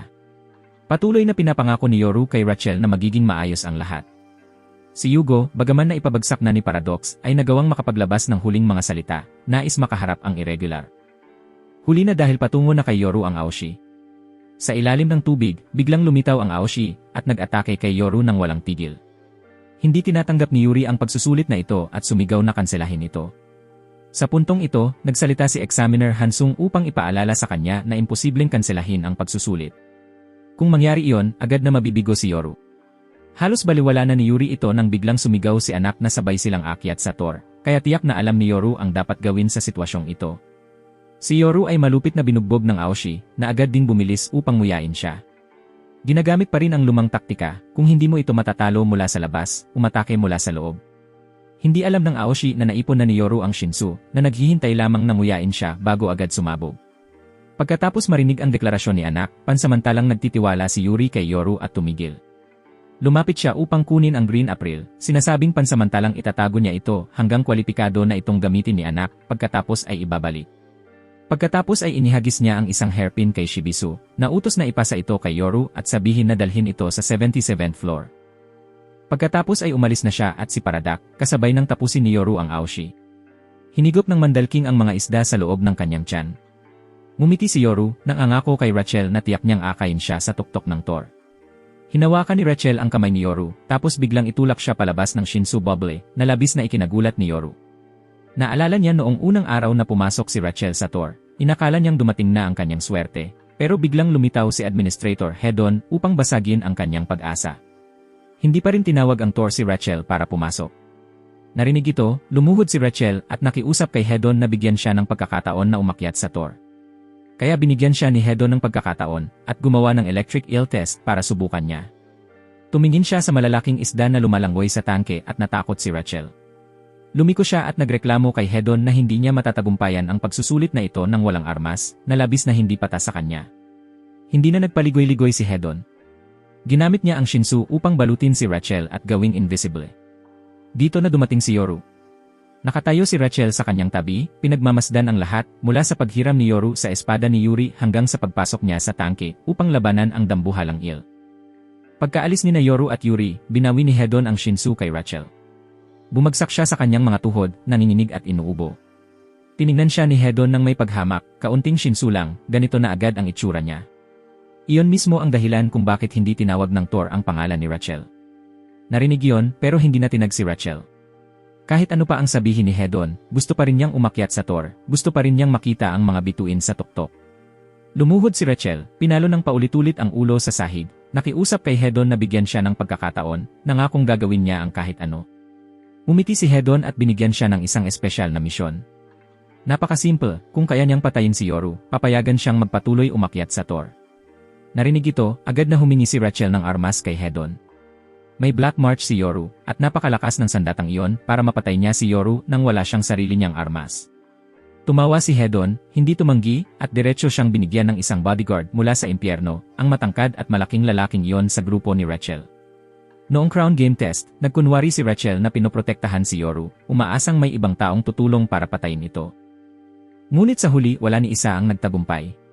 Matapos ang test, pumunta si Rachel kay Kun, hinihiling na itago ang kanyang pagkakakilanlan, upang hindi agad malaman ni Yoru, naghihintay ng tamang pagkakataon para patayin siya. Ngunit sa pagkakaroon ng makapangyarihang sandata, tumanggi ang katawan ni Rachel na sundin ang kanyang sariling kagustuhan. Araw-araw, lalong tumitindi ang mga pagsusulit. Alam ni Rachel na sa kanyang kasalukuyang puntos, hindi niya kayang pumasa. Kailangan niyang patayin agad si Yoru, ngunit patuloy niyang ipinagpapaliban, hindi nagagawa. Sa puntong ito, hinarap siya ni Kavan upang magbigay ng payo. Kung siya ay sumuko, hindi na niya kailangang magpaliban. Kung hindi niya nais huminto, dapat siyang lumahok sa susunod na gulo. Sa oras na yon, kailangan na lang niyang sundin ang senyas na ibibigay ni Kavan. Bagaman hindi pa rin lubos na naintindihan ni Rachel ang ibig sabihin ni Kavan, nang siya ay nakatapat sa talim ni Ho, sinubukan ni Rachel na kumilos ng maayos, hinayaan ang sarili na masaksak at nanatili sa tabi ni Yoru. Siyempre, kinuha ng bodyguard mula sa impyerno ang saksak na yon para sa kanya, kaya hindi niya naramdaman ang anumang sakit. Nanatiling walang galaw si Rachel, nagpapanggap na malubhang na sugatan, tinatanong kung sapat na ba ang ginawa niya para makapagpatuloy sa pag-akyat sa Thor. At sa ganitong paraan, unti-unting umusad ang plano, papalapit na ang pagkakataon para patayin si Yoru. Kailangan na lang niyang hintayin ang pinakamainam na sandali. Napakabait ni Yoru, ngunit pinilit ng buhay si Rachel na patayin siya. Habang mas matagal siyang nasa tabi ni Yoru, mas lalo niyang nais na tumakbo si Yoru, tumakbo para hindi na niya kailangang patayin siya. Hindi siya naging sinag ng liwanag sa buhay ni Yoru, isa lamang siyang tambak ng maruming putik. Walang halaga ang mga salita ni Yoru para kay Rachel. Upang masilayan ang mga bituin sa tuktok ng Thor, nagpasya pa rin si Rachel na kailangan niyang patayin si Yoru upang muling makamit ang pagkakataon. Ngunit nang makita niya si Yoru na masaya at nakangiti kasama ang kanyang mga kaibigan, tunay na naantig si Rachel at nagnais na sumuko. Sa puntong ito, bumulong sa kanyang tainga si Examiner Hansung, binibigyan si Rachel ng huling pagkakataon na makapag-akyat sa Thor, wala ng pag-urong. Nasa loob na si Rachel sa Shinsu Bubble kasama si Yoru. Ibinahagi nila ang lahat ng kanilang nakaraan, hanggang sa banggitin ni Yoru ang mga salitang sinabi kay Hedon sa kanya. Tinanong kung ano ang hiling ni Yoru sa tuktok ng Thor. Doon na unawaan ni Rachel na ang tunay na bituin dito ay si Yoru, hindi siya. Ang kanyang pagdating ay bunga lamang ng kanyang sariling katigasan ng ulo. Wala siyang sapat na kapangyarihan ng Shinsu o lakas ng katawan upang makaalpas sa Thor. Habang tinitingnan ang inosenteng ngiti ni Yoru hanggang sa huling sandali, nais pa rin ni Rachel na masilayan ang bituin bilang higit pa. Kaya't ginawa niya ang pinakamalaking desisyon sa kanyang buhay. Papalitan niya si Yoru sa pagtangkilik ng tanawing may bituin, papalitan siya upang ipagpatuloy ang pag-akyat sa Thor. Sa huling sandali, itinulak ni Rachel si Yoru palabas ng Shinsu Bubble habang siya ay nilamon ng Mandalking. Nagising si Rachel na parang nananaginip kasama ang mga kakampi ni Yoru sa tabi niya na patuloy na nagtatanong kung nasaan si Yoru. Sinabi lamang ni Rachel sa kanila na sila ni Yoru ay inatake ng Aoshi at nagpanggap na nawalan ng malay. Noong gabing iyon, dumating si Kavan upang batiin si Rachel, ang plano ay matagumpay. At kaya pinayagan si Rachel na ipagpatuloy ang pag-akyat sa Thor. Hinanap ni Examiner Lero ang buong testing area, ngunit hindi niya matagpuan ang katawan ni Yoru, tanging piraso ng kanyang damit lamang. Siguradong nasa loob na ng tiyan ng isda si Yoru sa puntong iyon. Pagkalabas ni Examiner Lero, sumigaw si Rock ng buong lakas. Lahat ay may luha sa kanilang mga mata sa pakikinig sa kakilakilabot na balita. Samantala, pumunta si Lero upang harapin si Hansung, humihingi ng kalinawan. Mula sa simula, alam niya na may plano si Hansung, ngunit hindi niya inasahan na aabot ito sa ganitong punto. Ngayon, hindi na matiis ni Lero ang sitwasyon. Naririnig ito, umiti lamang si Hansung, sinasabi kay Lero na ito ay ganap na desisyon ni Rachel. Hindi siya nakialam sa bagay na ito. Para naman sa grupo ni Shibisu, nagsalita si Hatsu, pinapaalalahanan ang lahat na may utang silang loob kay Yoru, at ang utang ay kailangang bayaran. Sang-ayon si Kun sa sinabi ni Hatsu, kahit na hindi niya ito gustong tanggapin. Mula ngayon, tutulungan nila si Rachel sa pag-akyat ng Thor bilang kapalit ni Yoru. Pagkatapos ng pagtatalo kay Examiner Hansung, nagbitiw si Lero sa kanyang posisyon at pumunta upang hanapin si Quats. Natanggal din si Quats matapos ang insidenteng ito, kaya sinabi ni Lero kay Quats ang kanyang susunod na layunin. Mula ngayon, wakyat muli si Lero bilang ranker upang hanapin ang katotohanan at inimbitahan si Quats na samahan siya. Sa ilalim ng lawa, sa utos ni Hansung, pumunta si Kavan upang suriin. Sa kanyang harapan ay si Yoru, buhay pa rin at nakangiti, ganap na walang pinsala, na labis na ikinagulat ni Kavan. Tunay niyang ang isang irregular ay maaaring manatiling ligtas sa anumang sitwasyon. Ang mga kandidato na nakumpleto ang pagsubok ay opisyal ng umakyat sa Thor. Nakatayo sa tabi ni Rachel, lumitaw si Kun na tila hindi masaya. Kahit na labis na inaalagaan siya ni Yoru, wala itong pagpapahalaga sa kanya si Rachel. Hindi pinansin ni Rachel ang mga salita ni Kun, ang nais niya lamang ay masilayan ang mga bituin. Pagkatapos nito, na-teleport sila ni Examiner Hansung. Samantala, sa ilalim ng lupa, nagising na si Yoru. Kahit na nagtaksil sa kanya si Rachel, inaalala pa rin siya ni Yoru, na nagpagal sa isip ni Kavan kung si Yoru ba ay tanga o ang supdulang tagasunod. Hindi makapaniwala si Yoru na magtaksil sa kanya si Rachel, at hindi pinansin ang sinabi ni Kavan. Pagkatapos, itinuro ni Kavan pataas, sinasabi na ang sagot ay nasa tuktok ng Thor. Kung hindi pa namatay si Yoru sa pagkakataong ito, dapat niyang ipagpatuloy ang pag-akyat, umakyat roon upang hanapin ang sagot. Nahihirapan si Yoru na bumangon, sinasabi kay Kavan na ang sagot ay hindi nasa tuktok ng Thor. Hahanapin niya ang sagot sa sarili niya. Ipagpapatuloy niya ang pag-akyat ng Thor, determinadong tanungin si Rachel ng malinaw kung bakit niya ginawa iyon sa kanya. At iyon ang kwento ni Rachel, isang batang babae na nais masilayan ang mga bituin, at ni Yoru, ang supdulang tapat na tagasunod. Nagtatapos ang kwento na bumubukas sa isa pang mas kapanapanabik na kwento.